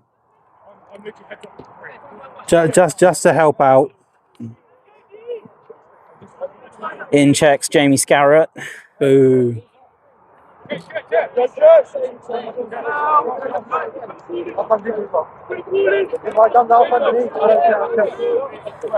3rd and 8 here. The Oxford Saints, when they've been in this situation before, have kept the East Kent Mavericks at bay. Can they do it one more time to force a 4th down? 2x2 formation, slant flat, combo again. And it's... Oh! He had 3 opportunities at that. And that was in and out of the... I think it was in, out. Oh, we might have got a flag against... I think it might have been EKM. If I was going to say, if that's on the Oxford Saints, you need to maybe fire whoever that is. So it looked like someone, maybe the running back, was a bit in the face of Jamie Scarrett there. Delay of game. Okay. I've not heard a delay of game called on a running back before.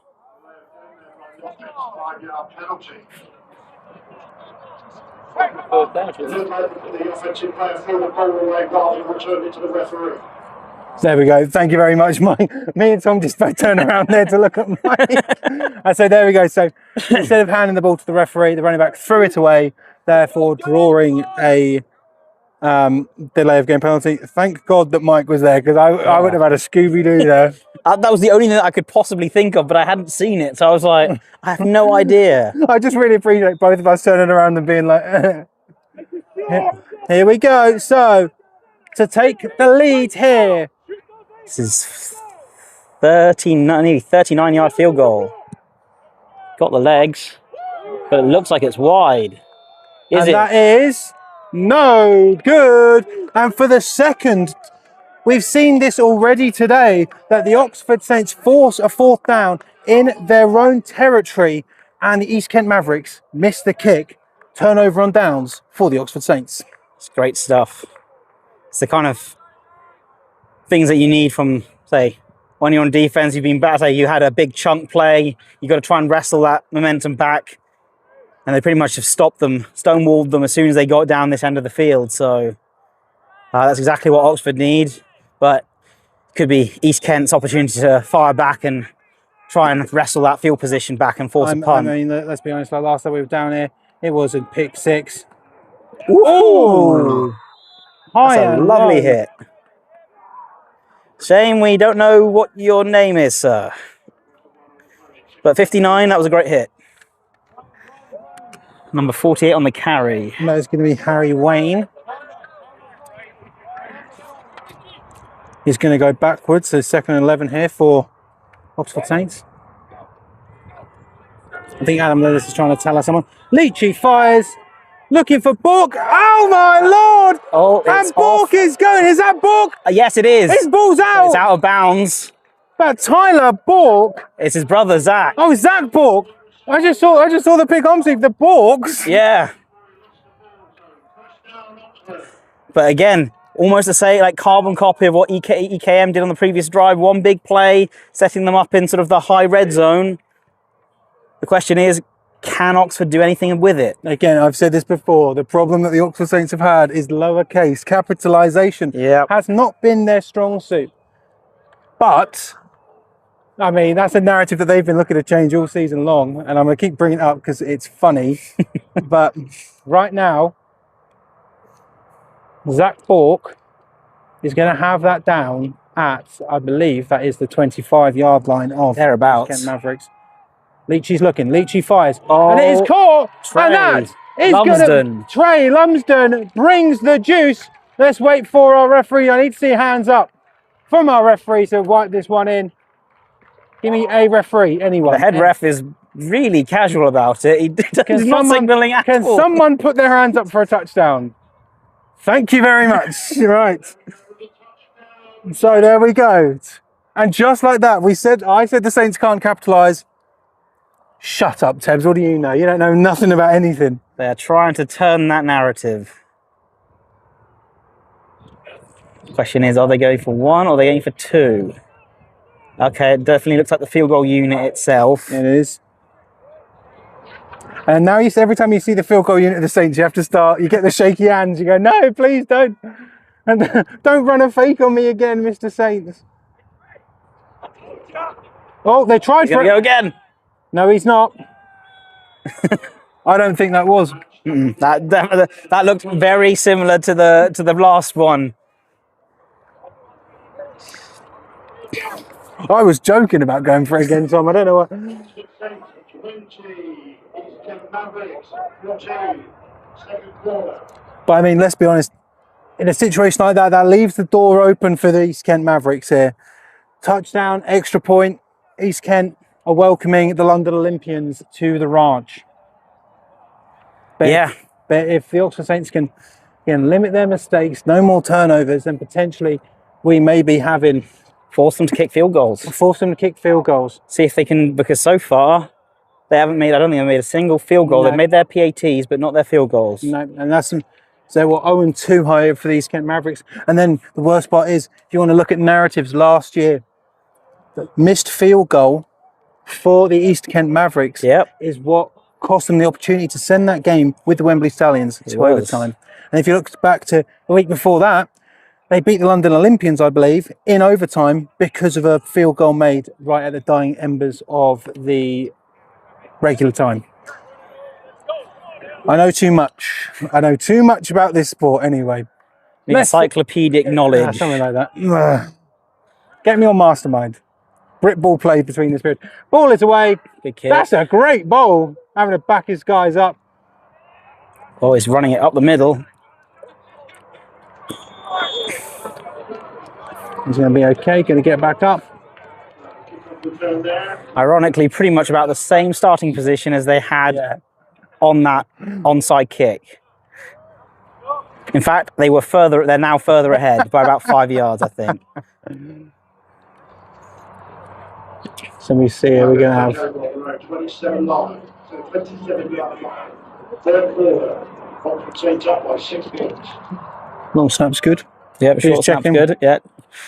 Charlie McDonald here doing his short snaps. I'm so happy they only had me play centre and I didn't have to deal with any of this nonsense. Hopefully Simon Bennett was good enough. Anyway, ball out, trying for it again over the head of his receiver there. 2nd and 10 very quickly for EKM. Interesting. He's kind of, last couple of plays gone a little bit more back to the 2x2 formations which was kind of against what they had been doing a lot in the previous drives, where they were more 3x1 in one way, shape or form with either a tight end or 3 receivers. Now going back out with a 2x2 formation here. And what do you make of that? Well, it often makes the defense have to sort of play symmetrically, and they can't overload one side. And they've got a good sort of run, looking like it was also a bit off tackle there. Don't know if it was a wide zone play or something along those lines. Pick up probably a good 5 yards, I'd say. Yeah, I'm going to give that straight in the middle, maybe less. I'll give it a 3rd and... Oh, Jesus Christ. My goodness. Is that me or was that you? I have no idea. It Anyway. just seems to move randomly. My kingdom for a stable platform, my kingdom. And now here we go. We've got a sort of trips formation, what looks like into the boundary. So, yeah, run. Oh, what a spin move. Now, he's got Bork to beat. And I think Tyler Bork slowed him down just enough, but not enough to prevent an East Kent Mavericks first down. A lot of teams sort of have quite high tendencies in terms of when you suddenly get 3 receiving threats into the boundary, you often get certain things that you can suddenly spot. I don't know if East Kent are one of these teams where they will often run in those kind of formations, and they tried to run away from the extra blockers that they had outside, but now they're going back to a 2x2 look.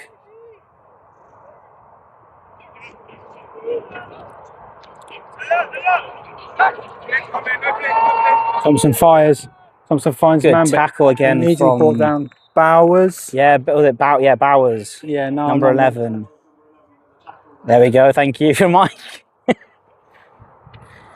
So they're going to have a gain of maybe 2 on the 2 or 3, if that. Oh Christ, I'm going to say that's 3. Oh my goodness, the Saints gazebo's just flipped over on their sideline. That happened to me when I was doing Brunel once. It was a nightmare.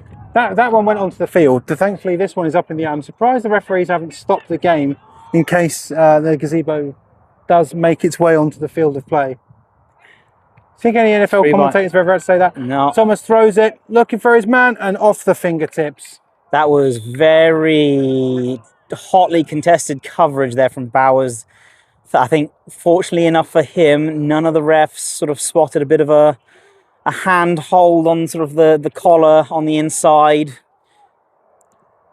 because he was slightly beaten over the top there. So here we go, 3rd and 7 for East Kent. The third quarter surely has to be coming to a close. I wouldn't be surprised if Oxford were going to look to try and see if they can chew clock a bit now, if they can actually get on the field. I think it's dangerous, especially because you're only 6 points ahead. If you're 7 points ahead, I'd maybe... Ball's A little bit in of the a tunnel middle. screen there.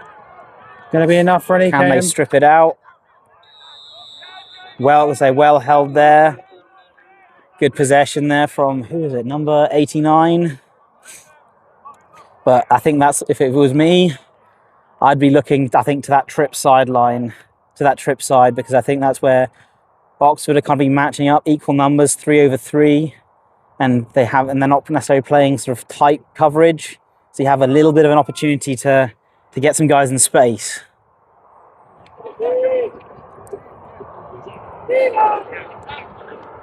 So throw set down to on Oxford Pass Saints side of again. the field. Bounces off the turf. Oh, who's down from East Kent?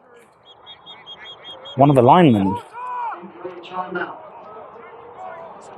I'm sure that as much as everyone's unhappy we've got a player down, I'm sure a lot of these players would be very thankful for a drink of water Yeah, right about now. I certainly would be. See, I just go and take the Oxford Saints water. What are they going to do about it? Big number 77. He's at least walking off. But it looked like something was his right elbow or so that was giving him grief. So everyone just very much taking their time now, making sure that they are at least somewhat hydrated on this cloudless day here in Abingdon. Yeah. Beautiful day. Beautiful day, the factor 50. Oh yeah. Covering. I put it on earlier. I was not taking any chances today. No, I'm sick of it. Normally I would let it ride, but I've been burnt to it. Well, I got sunburnt in Southampton in overcast. I decided, Yep. you know what, maybe this is a bit too much. Yeah, we get 3-by-1 here. We've got Trips and the running back to the same side. This is often called a 4-strong formation. I wonder if they're going to release him to the side. No, it's going to be a run instead. And that looks like it's either going to be going backwards or it's going to be dead on. Yeah, the line of scrimmage.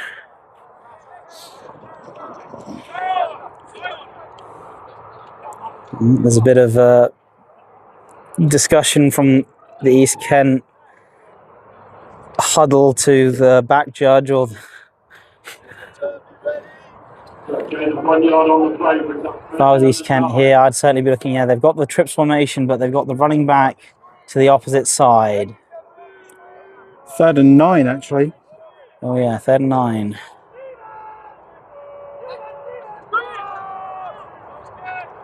Over his head. That was definitely not going to be called for PI. That was just nice tight coverage there. If there was anything that they would have called a penalty on was with the previous long ball down the sideline. That was nice and tight. But at least good to see that one is back in the game for East Kent Mavericks, so must have just been cramping up a little bit. What's the best way to alleviate cramp? Stretch, hydrate. Make sure you get your potassium in.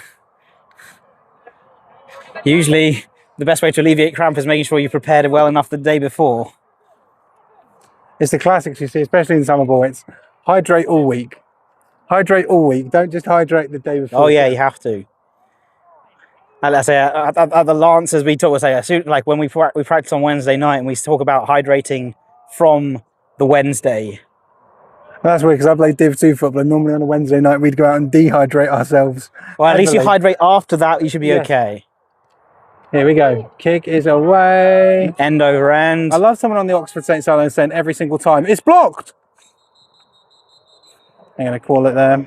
Very nicely controlled kick. I don't know who the punter is for the Mavericks, but definitely a really good controlled punter. He knows exactly what he's doing. He didn't try to put his foot through that. He wanted to see if he could get his coverage team to get that down, and they have nearly at the 10-yard line.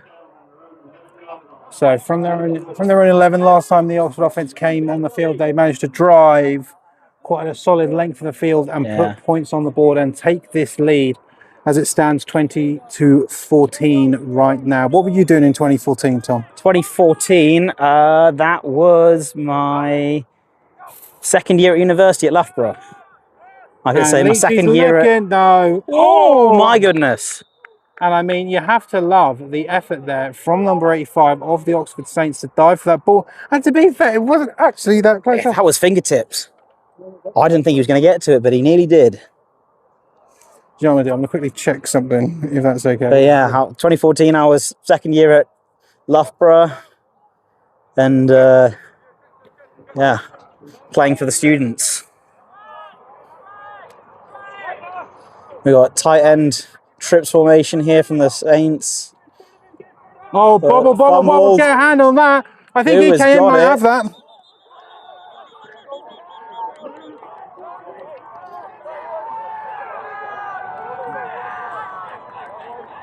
They are giving it. Wow. I mean, that's, I think, finally puts the turnover margin in the Mavericks' favour. I think it's now 2-1. They're +1 now. One interception apiece, and now one fumble. And I mean, already being in a very stressful situation, the Oxford Saints managing to hold the fort. They're now going to have to do it again. Yeah.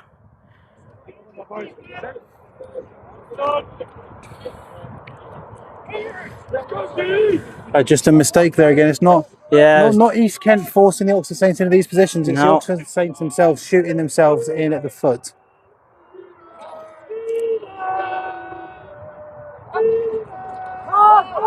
Jump Looking ball for Saquon. And Saquon had a hand on it. Tyler went.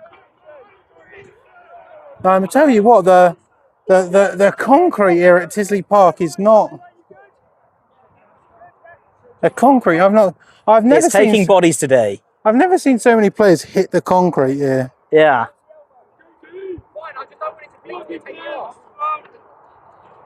Do you hear that? Yeah. Do you hear that? Colourbox said he doesn't want it to bleed, so they don't take him off. That's his only concern. He doesn't. He needs to put his arm sleeve on the other side. We've got trips now. Got 2-on-1 here on this side, so I would suggest they probably need to look to the trip side if they want anything. It's run. Oh, wow. Absolutely stuffed in the backfield. And I mean, a loss. This might be the end of the quarter. Oh, no, don't do that. Yes. Right, was he going to take it all the way over down the other end of the field? Yeah. Go on, they just scored a couple more plays. Tyler's done exactly what I said. He's changing his sleeve over to the other side. That is a man who has... That is a pure football player right there. Look, the referee's right there, checking his arm. Up. No, all good, sir. All good, sir. So we have got it then. 15 minutes. 15 minutes of game time decides who will be hosting the London Olympians next weekend. Will it be East Kent? They have got it on the Oxford Saints 12. I believe it is going to be 3rd and 12. Yes. It's 3rd and 11 from the 12. That's better. Yeah. Versus the Oxford Saints, who are currently up by 6. Stressful game. Exactly what exactly what you really wanted to see. Exactly what was sort of expected here. Just good football. You'd hope that. Well, for Saints, obviously they're really looking at going, well, hey, we can't allow a touchdown here, but we would take 3. We'd allow a field goal if we must. But East Kent are definitely going to be looking for more than that. They're looking to get another, say, they've got a trips formation again. They've gone back to the same look. But at what point after 2 missed field goals, if it gets to 4th down, you just go, let's go on. Yeah, but they're from the 12. It's quite a long way. And they've, at least from PATs, they've looked good. That's true. It's That's just true. So here we go. 4th quarter starts here. Roll out. Thompson's looking, fires it, out of bounds. So it's going to go to 4th down here. Pick up a 3. I think he might be just inside the 10. So 4th and 9. Ball's now on the hash where it was previously in the middle. So see if the Mavericks want to play with a bit of space. What do they decide to do? So 4th down here. Doesn't look like they're going to be bringing on the field goal unit. Davis Julius in the backfield, 2 by 2. Oh, I wouldn't be surprised if Joe Thompson calls his own number here. Fires it. And it's caught. What a catch. And it is caught over the head of Ofo. And right now, we are tied in this ball game. Extra point pending for EKM. I mean, going for him 4th down, risky business. Yeah. Getting it there. It was a lovely sort of touch pass. Gave the receiver an opportunity to go up there and make a play on it.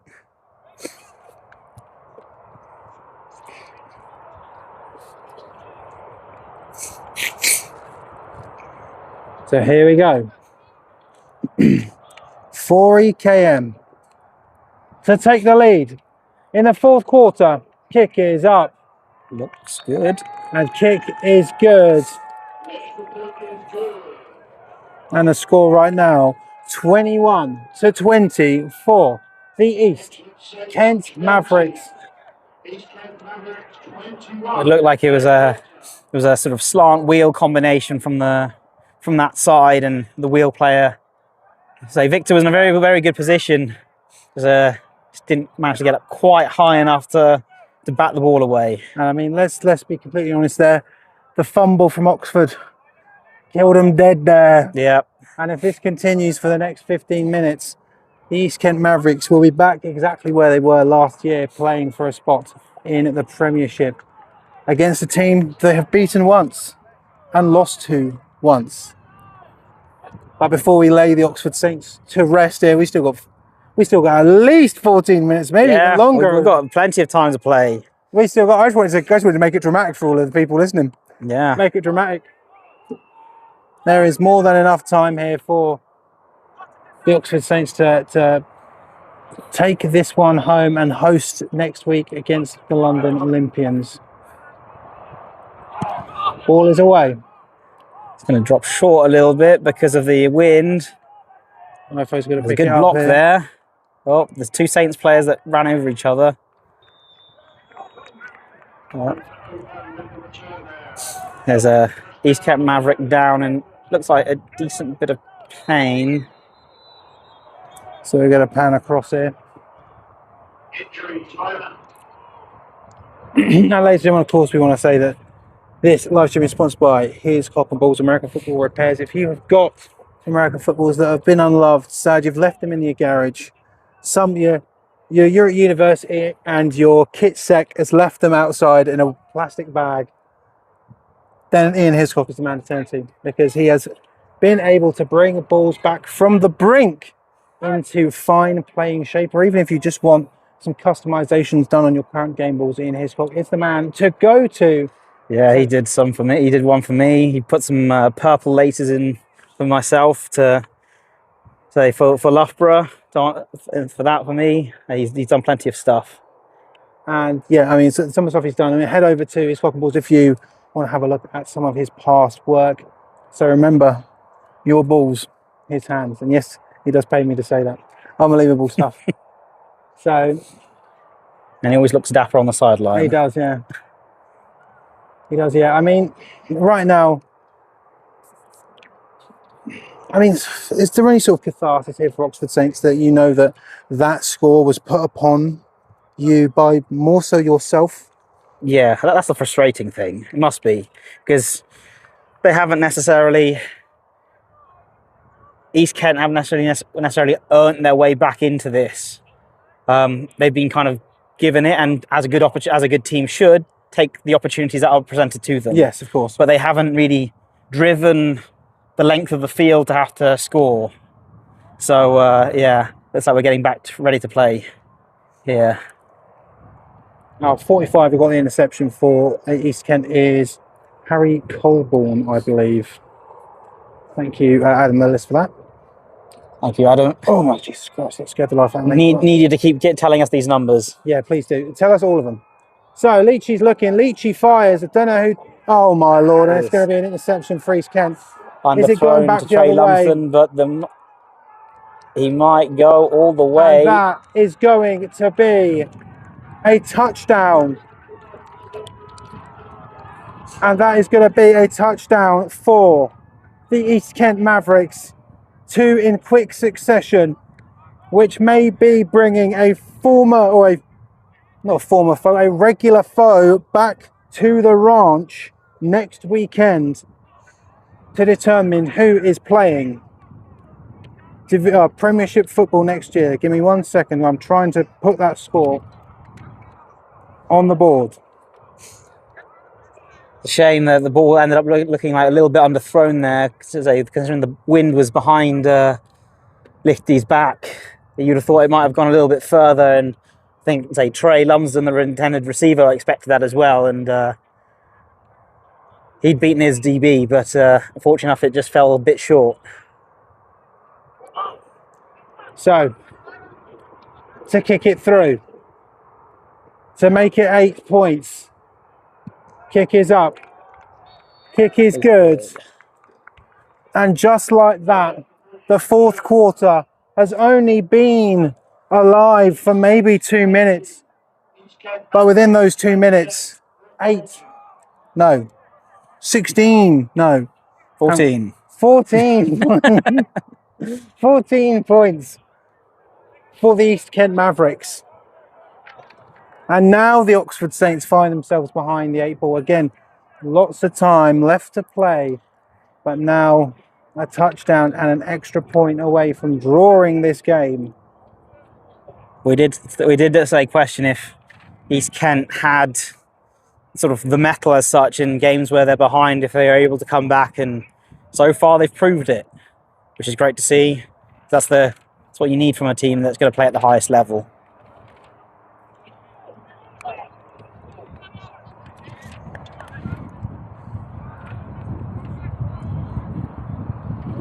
But I mean, when you have 2 touchdowns scored on you in such quick succession, that can be a bit of a morale murderer, not just a morale killer. Yeah, especially when they are turnovers as well, and because effectively it has been all the turnovers. So Victor Ophone gonna bobble it again. Good block from Michaelis. Ophone bobbled it a little bit, but yeah, literally the last 3 scores from East Kent Mavericks have been 2 pick sixes and then a short field off of a fumble. Yeah, I mean that's gonna have to be even if Oxford Saints manage to win this game, that's gonna have to be the headline when it comes to the team talk afterwards. Is you have officially.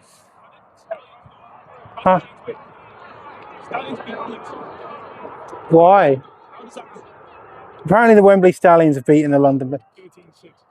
13. How does that happen?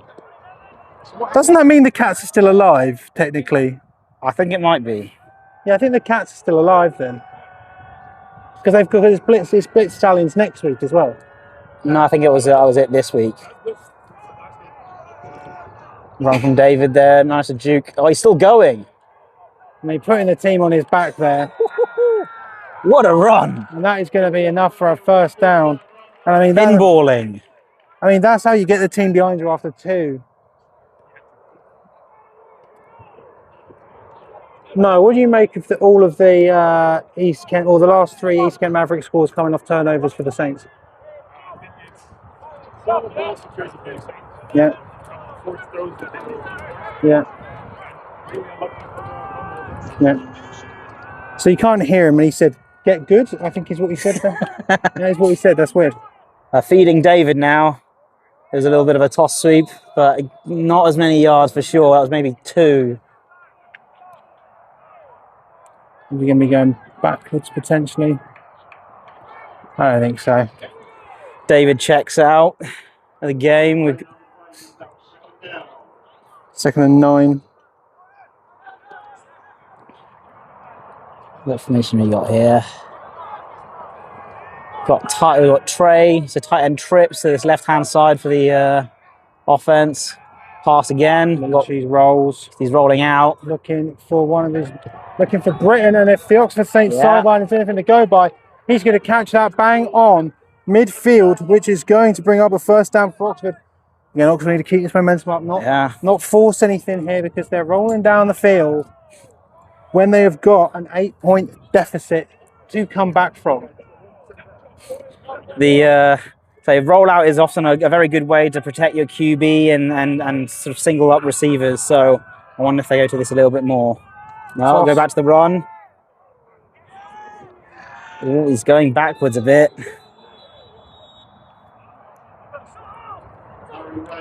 I feel like Harry Wayne there. Oh dear, the East Kent linebacker number 2 is getting told to be quiet by his own teammate. By Ian Whitehead, his free safety. So obviously he's getting fired up here. I mean, Harry Wayne there looks as though he saw the hole, eyes lit up. I think just a lengthy arm there, managing to pull him back. Like a proverbial hook at the theatre, bringing him right back to the ground here, 2nd and 12. Run game. Oh, that is a lane there. That was a lovely lane to run through if you were as a running back. So that's going to be a gain of, I'm going to say, 8 on the play.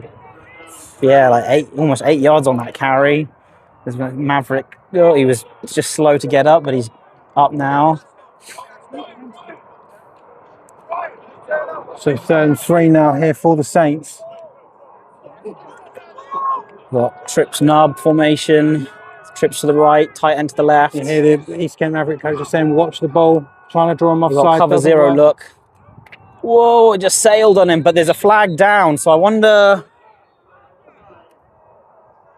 Maybe offside? Looks as well that way, looks at the referee on that far side, is pointing in Number the 6 of the day. Yep, there we go, number 6 for offsides. This is a glaring hole in the East Kent Mavericks, I think. And Jordan Legg there, number 3, is looking a bit perplexed. I wonder if they might have called it on him. But unfortunately, sometimes defensive players get pinged for offside when it wasn't them. They might have been their teammate. Yeah, it does happen. He's looking at me. What do you mean me? I didn't do nothing. So waiting for our chains to get set here. 1st and 10, fresh set of downs here for the Oxford Saints. Inside of East Kent Mavericks territory. We got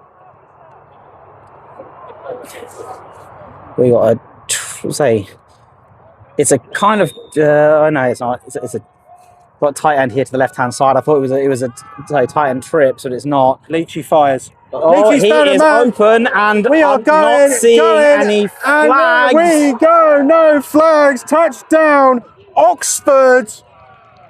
And they are a 2-point conversion away from tying up this ball game.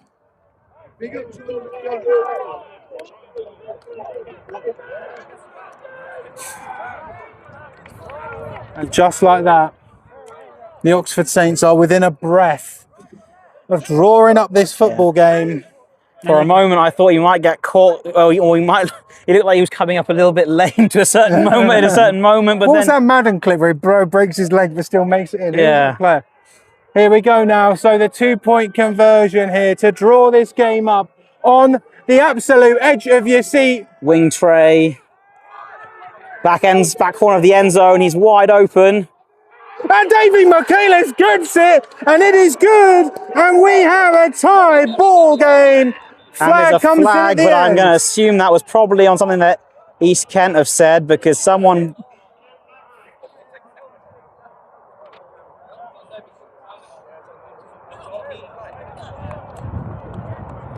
So flag on the player. Yes, Davy! Let's go!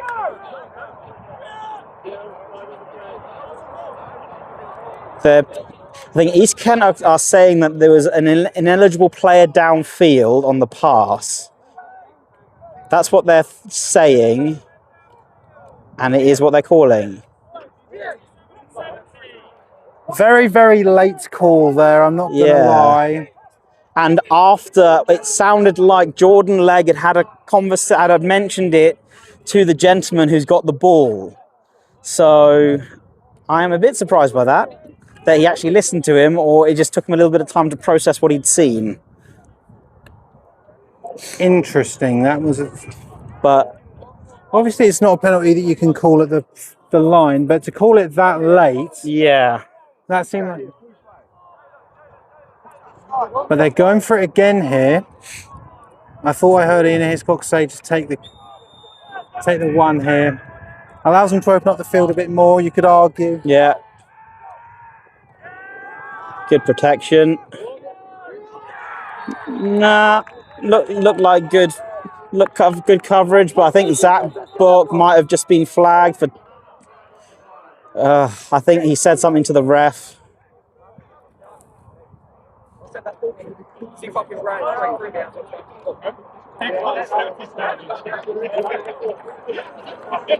So I think you're right. From what I can hear over there, that's going to be on Zach Borg.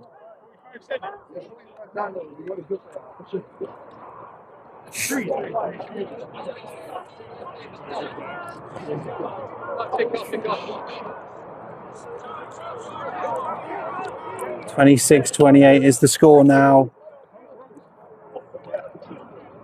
I would have seen him in the end zone. It should be there.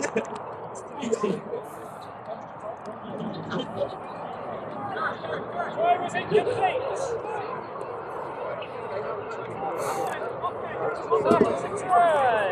That's possible like thunder. 16 in the offense. 15-yard penalty will be enforced on the kicker. So was it 16 by any chance?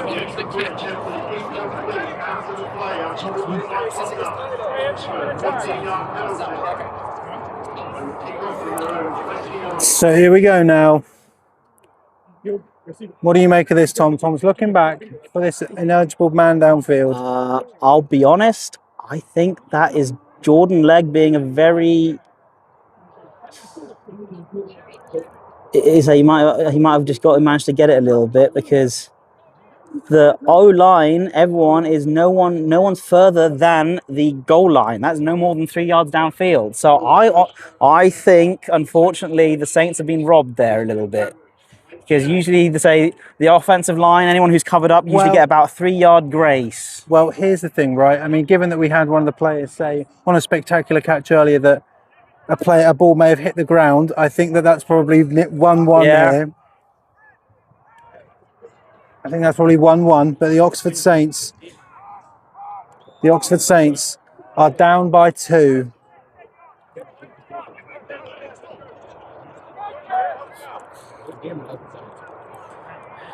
East Kent's sideline just been warned that they might be too close and they might get a sideline infraction on the kick.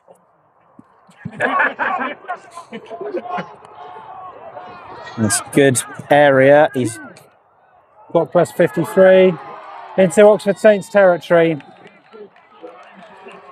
Shame Bowers there. The corner's been making some really good plays. Oh, hello. There's a flag. I wonder if this is the sideline infraction that I mentioned.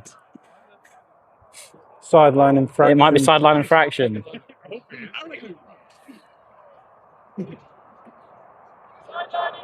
There we go. It was. Niall, the irony is that they were warned. To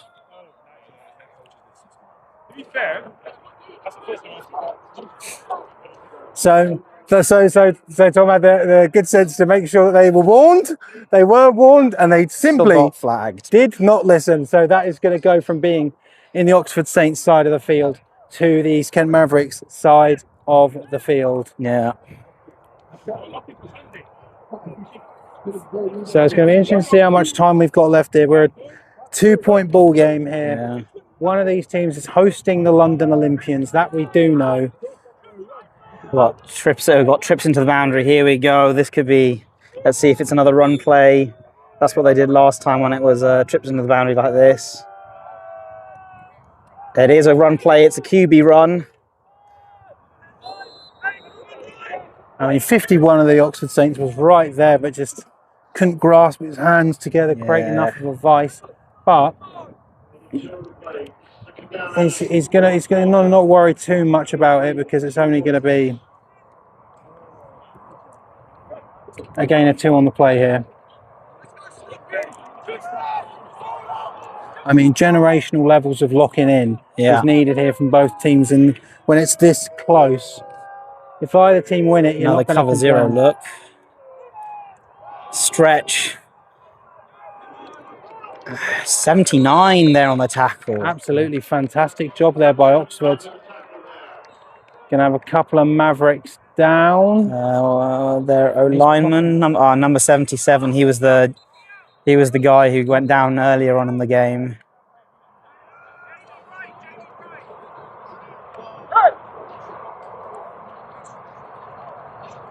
His time was that injury timeout. I think they might have called. Must be, yeah. Oh, he's scaring us a little bit there. Yeah, I was waiting to see if he was suddenly going to go to give us the tee. If he goes that, then I'm going to start crying. I'm too stressed. 3rd and 8 here.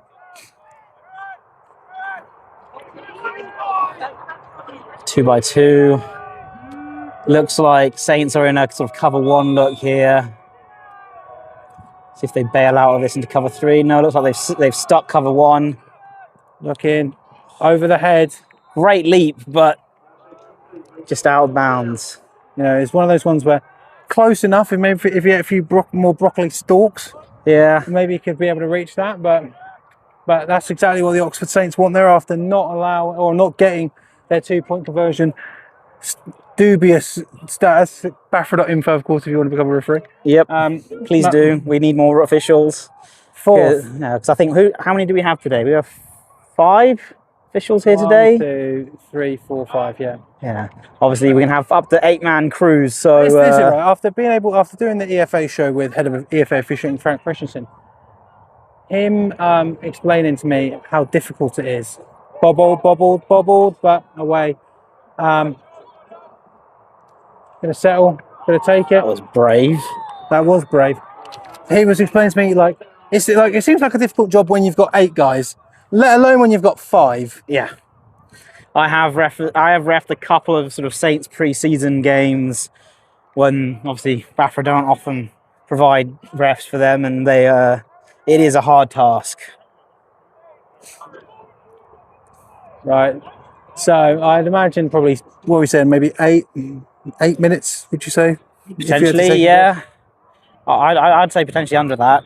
I think we could be approaching sort of 6 and a bit, because teams they've been running the ball a bit and things. First down here for the Motion Saints. into the backfield. Oh, fumble, but David managed to pick it up, and he jukes a couple guys. Decent enough considering what could have been absolute disaster. Yeah. Yeah, considering that could have been tackle for loss, 5 yards easy, and he's probably picked up 5 out off of this. I mean, I can't believe it was David who mishandled the toss down here. It was. You don't want to be, giving up another one of those.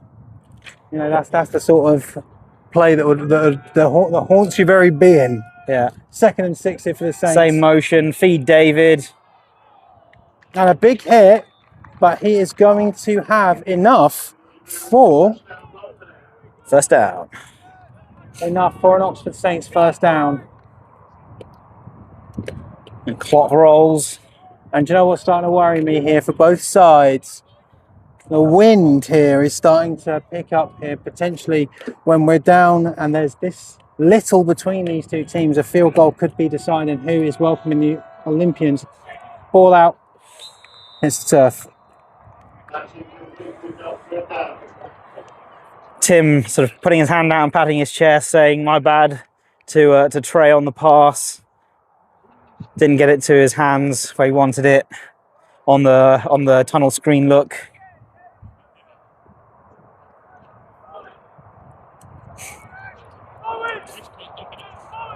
Second and 10 here for Oxford. East Kent seem very comfortable playing sort of the same shell throughout the whole game. Oh, they've adjusted slightly on the motion. First time we've seen that, really. Good hit. I mean, good hit. A small eruption there from the Oxford Saints sideline. The hit was large, but the gain was minimal. But the person who's laid the hit, he's in a bit of a state on the floor. He is looking a little bit woozy.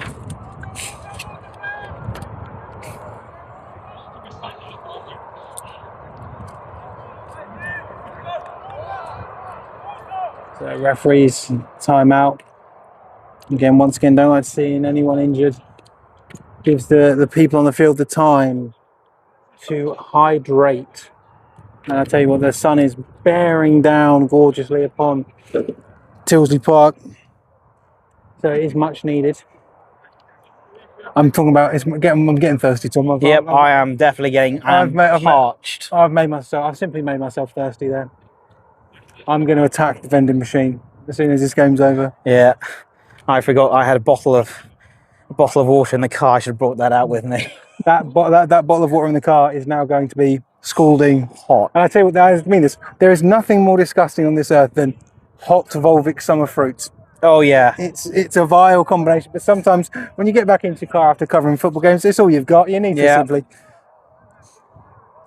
So here we go, 3rd and 10 here for the Oxford Saints. They are down by 2. We are in Q4, and one of these teams is welcoming the London Olympians next week.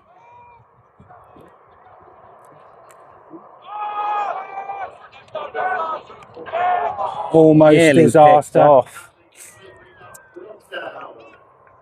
So the punt Tim was looking sort of pretty much always to that side of the field. It's a shame he didn't spot his running back leaking out the backfield, who pretty much was sort of uncovered. No one had really seen him.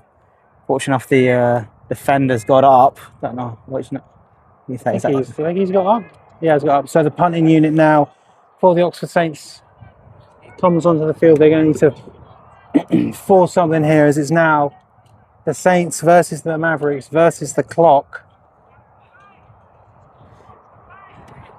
Oh, that's number 8 who was down. I think we had his name earlier. He unfortunately had a unsportsmanlike conduct against him, but that's Bijan Fard. But at least he is walking off now.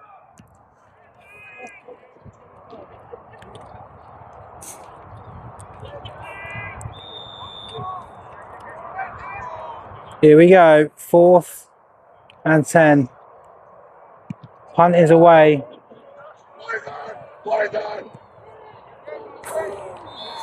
He did not listen to his teammate's poison call. Couldn't have ignored it anymore, actually, you know.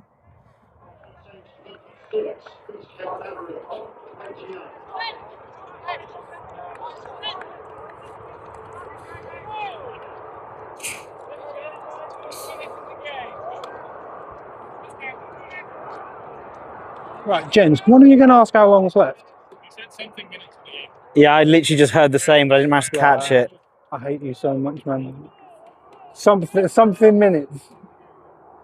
I know it's somewhere in between nothing and 2. Less than 15, more than 2. Thank you. Very, very helpful there. Swing pass. 6 minutes remaining. I mean, how has he What got a that far? run. It's like, considering he was nearly stopped for about a 2-yard gain, he's turned it into nearly a full 10 yards. So let's see it. That's going to go 2nd and 8, something like that. 2nd and 2. No, 2nd and 8. Oh yeah, 2nd and 2. Yeah, A gain of 8. Yeah, I knew what you mean. my brain just short-circuited for a moment. We have here. Too many numbers in this game, man. Again, sort of trips into the boundary again. Let's see if there's a run. It is a run. Dragged out of bounds. That is going to be enough for an EKM first down.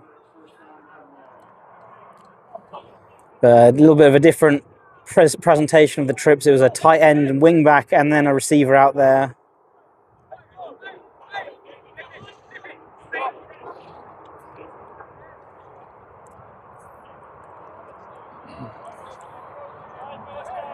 There you go, 5 minutes. 5 minutes. 5 minutes is the call. I believe both of these teams have got all 3 of their timeouts, if I recall correctly. Yes, I don't recollect any of them being called. We've got tight end wing again here to this side, along with, so it's trips. It's run. Looks very much like East Kent are content with pounding the rock. Depending on how many yards they pick up on each down, that could be enough for them. Matriculating the ball down, I think that's going to be 2. I think they may actually move this a yard forward. 2nd and 7, so 3 yards. If they went for it on 4th down and they got 3 yards of carry, that's enough. Saints need to do something. You know, we've had spectacular turnovers forced by East Kent, mistakes made by Oxford. It's another run. Another good chunk there. Yeah, that will be... So you keep doing that if they go for it again? Or do East Kent trust their defense enough to punt this away?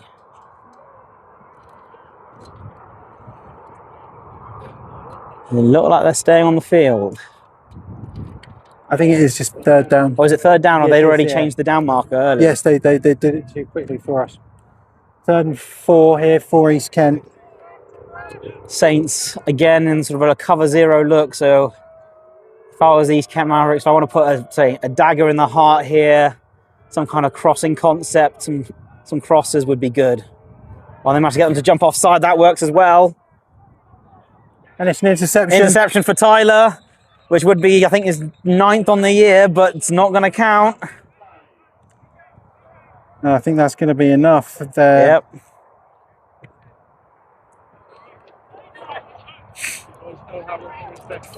Five minutes. And I mean, the irony here for this offside call on the Oxford Saints when they need to get this ball back in order to win this game, considering that the East Kent Mavericks have given up 6 of them. The Oxford Saints give up 1, and that is enough for an East Kent Mavericks. First down. First down. Yeah. I think that might have been actually, their first one of the game that they've given up.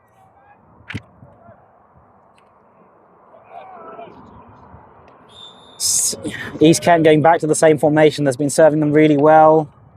The tight end wing trips. Saints look like they're more into a cover 3 here. Pounding the rock again. Look, a good push up the middle.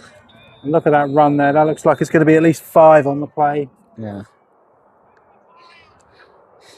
Saints need to do something. They need to do a bit of stunting, slanting, or twisting to get someone free in the backfield. Earlier on, they were pretty good at managing to get to the ball, carry in the backfield, and cause some tackles for losses. But this last drive or so, they've not managed to do that so much. Again, you need to remember, for people sitting at home, this clock is winding down. Flip formation, tight end wing. Now to the left of the screen. QB keeper on the outside. Yeah, that's not a bad play call. It's going to have it down maybe with just a yard to go. I think Joe might have actually been looking to try and stay inbounds if he could.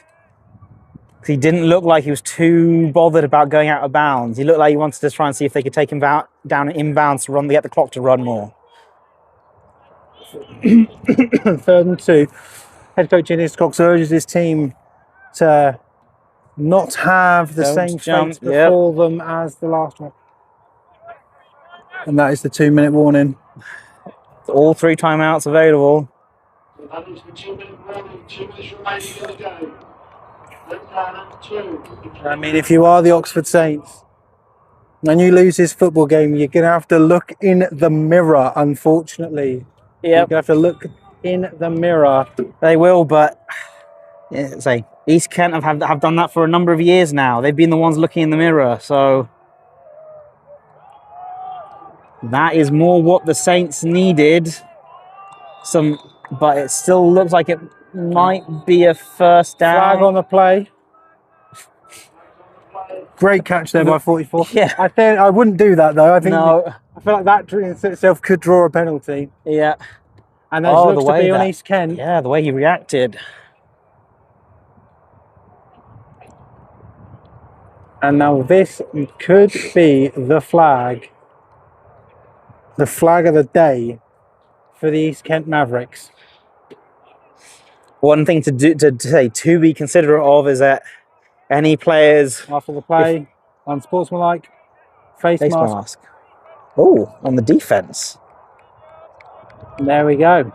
Interesting, the reaction from the East Kent Mavericks player then. Yeah, I really thought he. The way he reacted, look, I could have put full money that was going to be on Yeah. them. But it's a important thing for anyone who's, if whichever team manages to get through, is that no one gets, people get ejected, they'll be missing the next round. Yes. So that's something that people need to be aware of. Nothing stupid, no brain fades.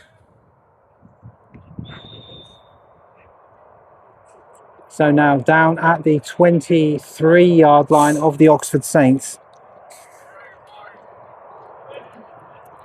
Yeah, again, coming as East Kent coming out in this sort of 12 personnel look, 1 running back, 2 tight ends, heavy box set. Saints kind of matching it with a cover 0 look. QB lead off to the weak side. I think that is actually, Couple of yards. I think that is actually going to be Jamie Scarrett there. We're going to have our first timeout called here. Yeah, I think the Saints have called that. Yep, going to be Oxford. 1:39, did I hear? Oxford take their first time out in the second half. 2nd and 7 on to go with there.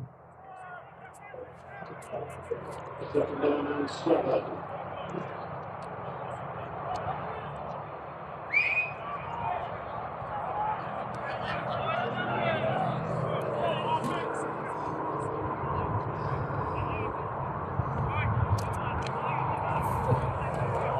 These are the moments in football that, you know, just turn your stomach. Oh yeah, Turn your stomach for both teams. yeah, you have those moments. But that's what you do it for. You do it for moments like this. Whoever can harness the energy. Yeah, whoever can be anxious in the right way is going to leave here hosting the Olympians. Run to the left-hand side. There was an opportunity there for Matt Kersey to make the tackle in the backfield. I think, fortunate enough, his teammates backed him up and maybe 1 yard of progress. So Saints defense so far doing enough in terms of preventing yardage, but that's not their biggest enemy at the moment. Timeout call. And that's going to be Oxford again. They're fighting time rather than the downs at this rate. So this is it, right? This is where you can feasibly say that this is it. And a stop here for the Oxford Saints breathes life into Oxford.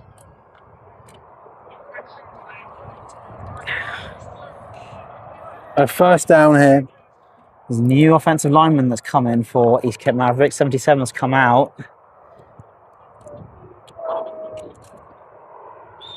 Here we go. And they've gone to trips. Interesting. They've changed personnel entirely. Gone for a run again, but with sort of a G-wrap look. But that is snuffed straight away. Quick timeout called by Oxford Saints. So that is their 3rd and final timeout.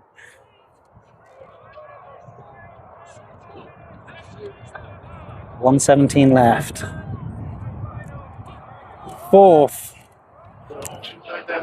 What does Joe Thompson? He's going over to head coach and asking. He's definitely asking for something in particular. He's got something in mind. I mean, Kent doesn't really go as well as Philly, but Yeah. We make do. 4th and 5 here. East Kent get this. They're hosting the Olympians. Turnover for Oxford. They could potentially be seeing the Olympians in next week.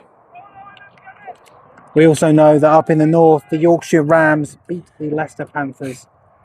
And I don't think it's too much of a guess to assume that the Newcastle Vikings have defeated the Glasgow Tigers. Probably. I can guess that run. Right, okay, me and Tom are locked in. Have you got a good view on this, Tom? Is the popcorn ready? 4th and 5 here for East Kent. Oh, hang on. This could be some gamesmanship. Calling the false start, because then that can sometimes lead with, to a clock runoff.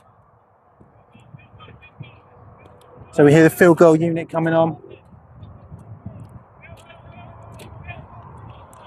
So A field goal. Field goal would put it to a truly one-score game for the Saints.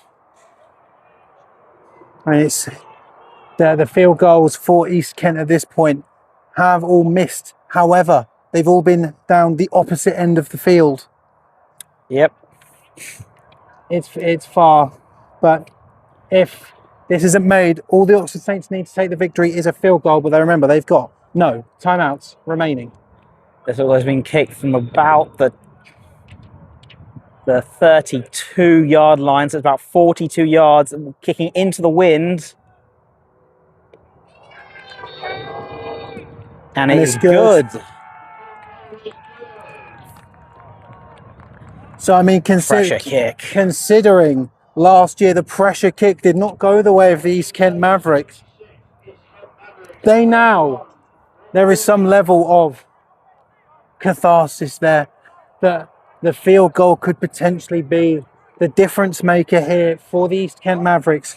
But with 1:10, I would assume here, no timeouts remaining for the Oxford Saints. It is touchdown or it is nothing. Yeah.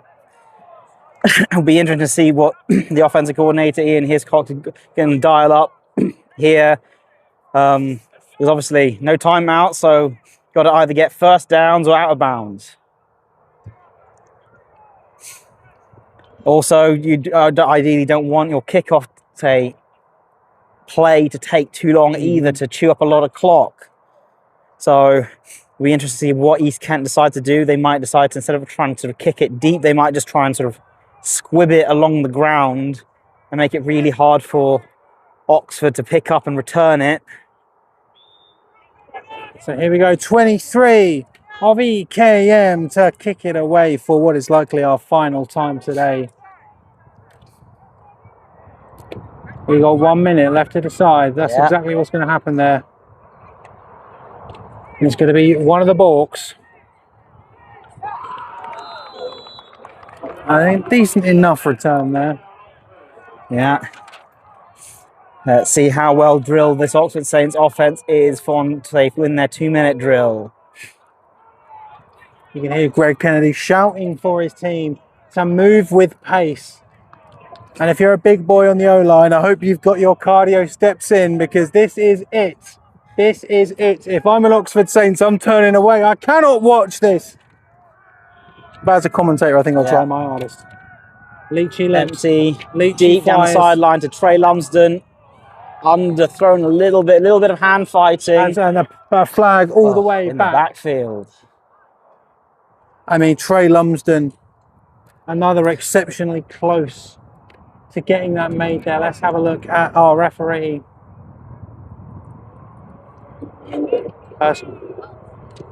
Roughing the passer. So a free 15, and now the Oxford Saints are going to march into East Kent Mavericks territory once again by the East Kent Mavericks' own volition. Yeah, that's little things.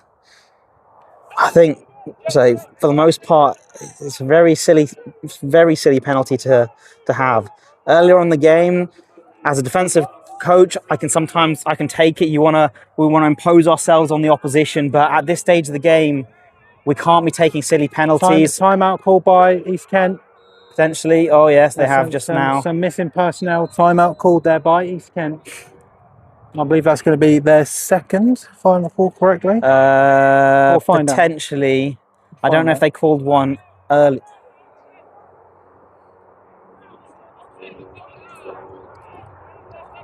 There we go, second, yeah. Yeah. So only one timeout remaining in this game, and it belongs to the East Kent Mavericks. I mean, this gives the opportunity for Oxford. They need to have a conversation here. They need to realise that it is now or never for them. Division 1 beckons for one of these teams in the next minute of game time. The other could have Prem ball next year. I think, obviously, the Oxford Saints coming from Division 2 last year and it being in this position, I don't think a lot of people foresaw this. No, I definitely wouldn't have But done. they could be in this rarefied group of teams that go back to back. Could you imagine the Oxford going back to it? But this, the East Kent Mavericks, they're winning this game. Last time they met the Olympians, they lost in the regular season, which is why this game is being played right here, as opposed to being played at their home ground. Interesting. There was a time, obviously they called the timeout. East Kent have decided to sub again. So that's why there was another whistle that just came in.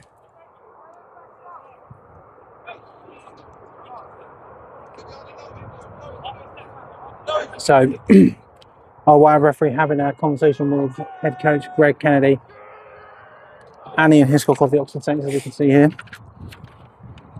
Wonder what they could be discussing, because obviously East Kent called the timeout. They can do as many subs as they like one during the timeout. Greg doesn't look too aggrieved. So obviously some kind of clarification there. 26, 31. Empty. From the 48-yard line.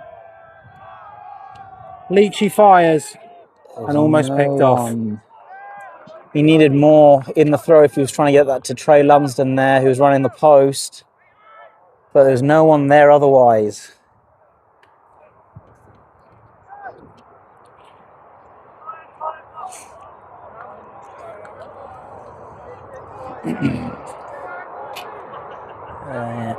Again in this empty formation, no one in the backfield other than Tim, the quarterback. Roll out. Fires. And almost picked off. That could have sealed it. That would have put this game on ice, but a flag on the left-hand side of the field, a rollout. Could we be looking at a holding penalty? Normally that's likely. The groans from the Saints sideline. That's what Tim's signalling as well.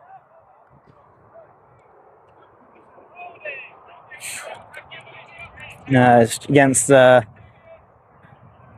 77 Charlie McDonald.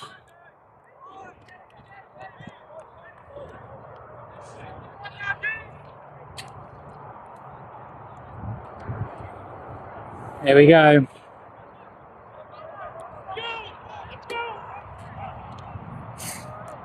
They're heading back here. And obviously, 10 yards from the spot of the foul, so it'll be 2nd and 20.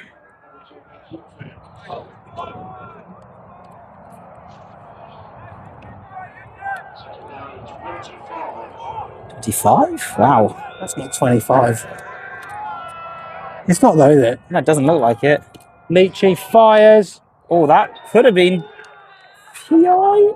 He looked like he was there a little bit early, but they're obviously the refs are letting the guys fight it out today, so as long as they're keeping it fair. I mean, it very much seems as though their last two pass attempts here by the Oxford Saints have been very worrying. 3rd and 10 here. I mean, for one of these two teams, I imagine these will be the last downs they play of the season. Roll out. Oh, there's a flag down. It might be offsides. I don't think it was a PI. That looked just like 3 guys going up for the ball. Yep. I mean, flags have been the story of the day, I'd argue. Oh, yeah. Offside.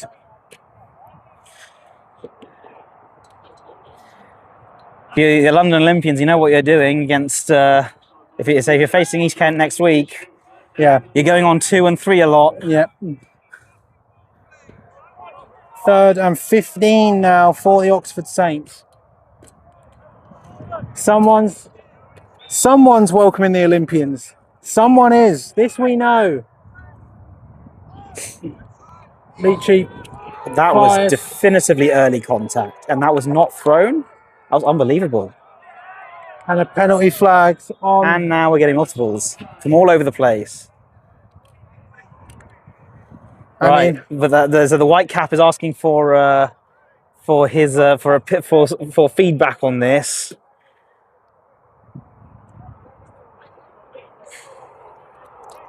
Yeah, I don't know about that. I think that one looked like the most egregious of all the ones that everyone's been calling for.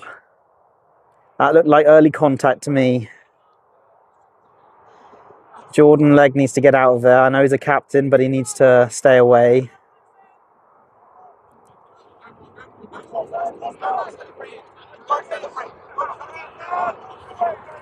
You can hear their radios buzzing now to try and get some level of order here.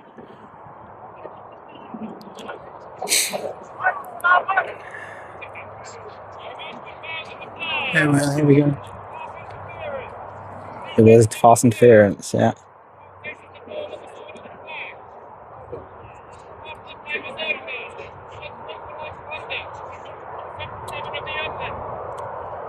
So let me ask you a question then. So obviously the second penalty was in relation to the first penalty not being flagged. You've then had a conversation in regard and said that the first penalty was in fact a penalty. Should it not? I personally would be feeling massively aggrieved about that. However, I can understand, obviously, the penalty that was thrown for the unsportsmanlike conduct about sort of approaching the ref was technically thrown before the PI flag was, because the referee on this near sideline was a bit slow on throwing the PI flag. But I would agree. I think the Saints are right to be a bit aggrieved by the fact that it's basically ended up being them going forwards, because the referee has said that it was a first down. So it's a first down, but they're going backwards. Yeah. Is that right? Or is it? Yeah. There you go. Yeah, because they got given a first down on the 15-yard penalty for the unsportsmanlike conduct. Takes them back 15 yards. Unbelievable. Dear. But we have no idea how long it is, but we can hear the East Kent Mavericks sideline just shouting, "Bat down, bat down, bat down," which is interesting. One would think that they'd want to try and intercept it and just take a knee, but unless they're taking absolutely zero chances. I love football sometimes. It's like the longest minute. Yeah. Generally like the longest minute you've ever had in your life.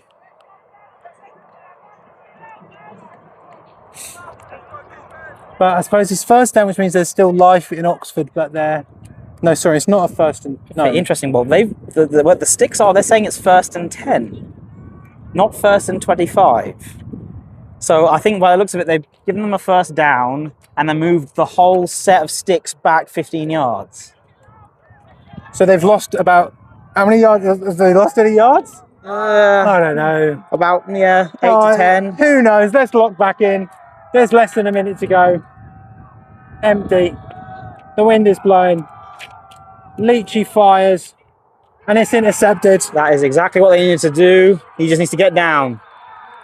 And the London Olympians are heading to the ranch for a rematch of the final week of the regular season. And just like that, the East Kent Mavericks match up with a foe. One of them playing Premiership football this year. I mean, if you would have said it's East Kent versus the London Olympians, winner goes up to the Prem, I'm not sure how many people would have believed you. But right now, this is what it is. So, the number 1 seed has fallen today. Yeah. The number 2 seed has also fallen today. And complete contrast to last week, where it was all the home teams, the higher seeded teams that won. And the Oxford Saints now have to really bask here in the fact that what has been an incredible season for them may potentially be coming to an end right now. Yeah. After another turnover. I almost feel bad heading over to themselves. I'm talking to some of them at half-time saying, if you don't turn the ball over, you win the football game. And you were correct. And respectfully, I feel like all they've done is turn the ball over. So take the knee.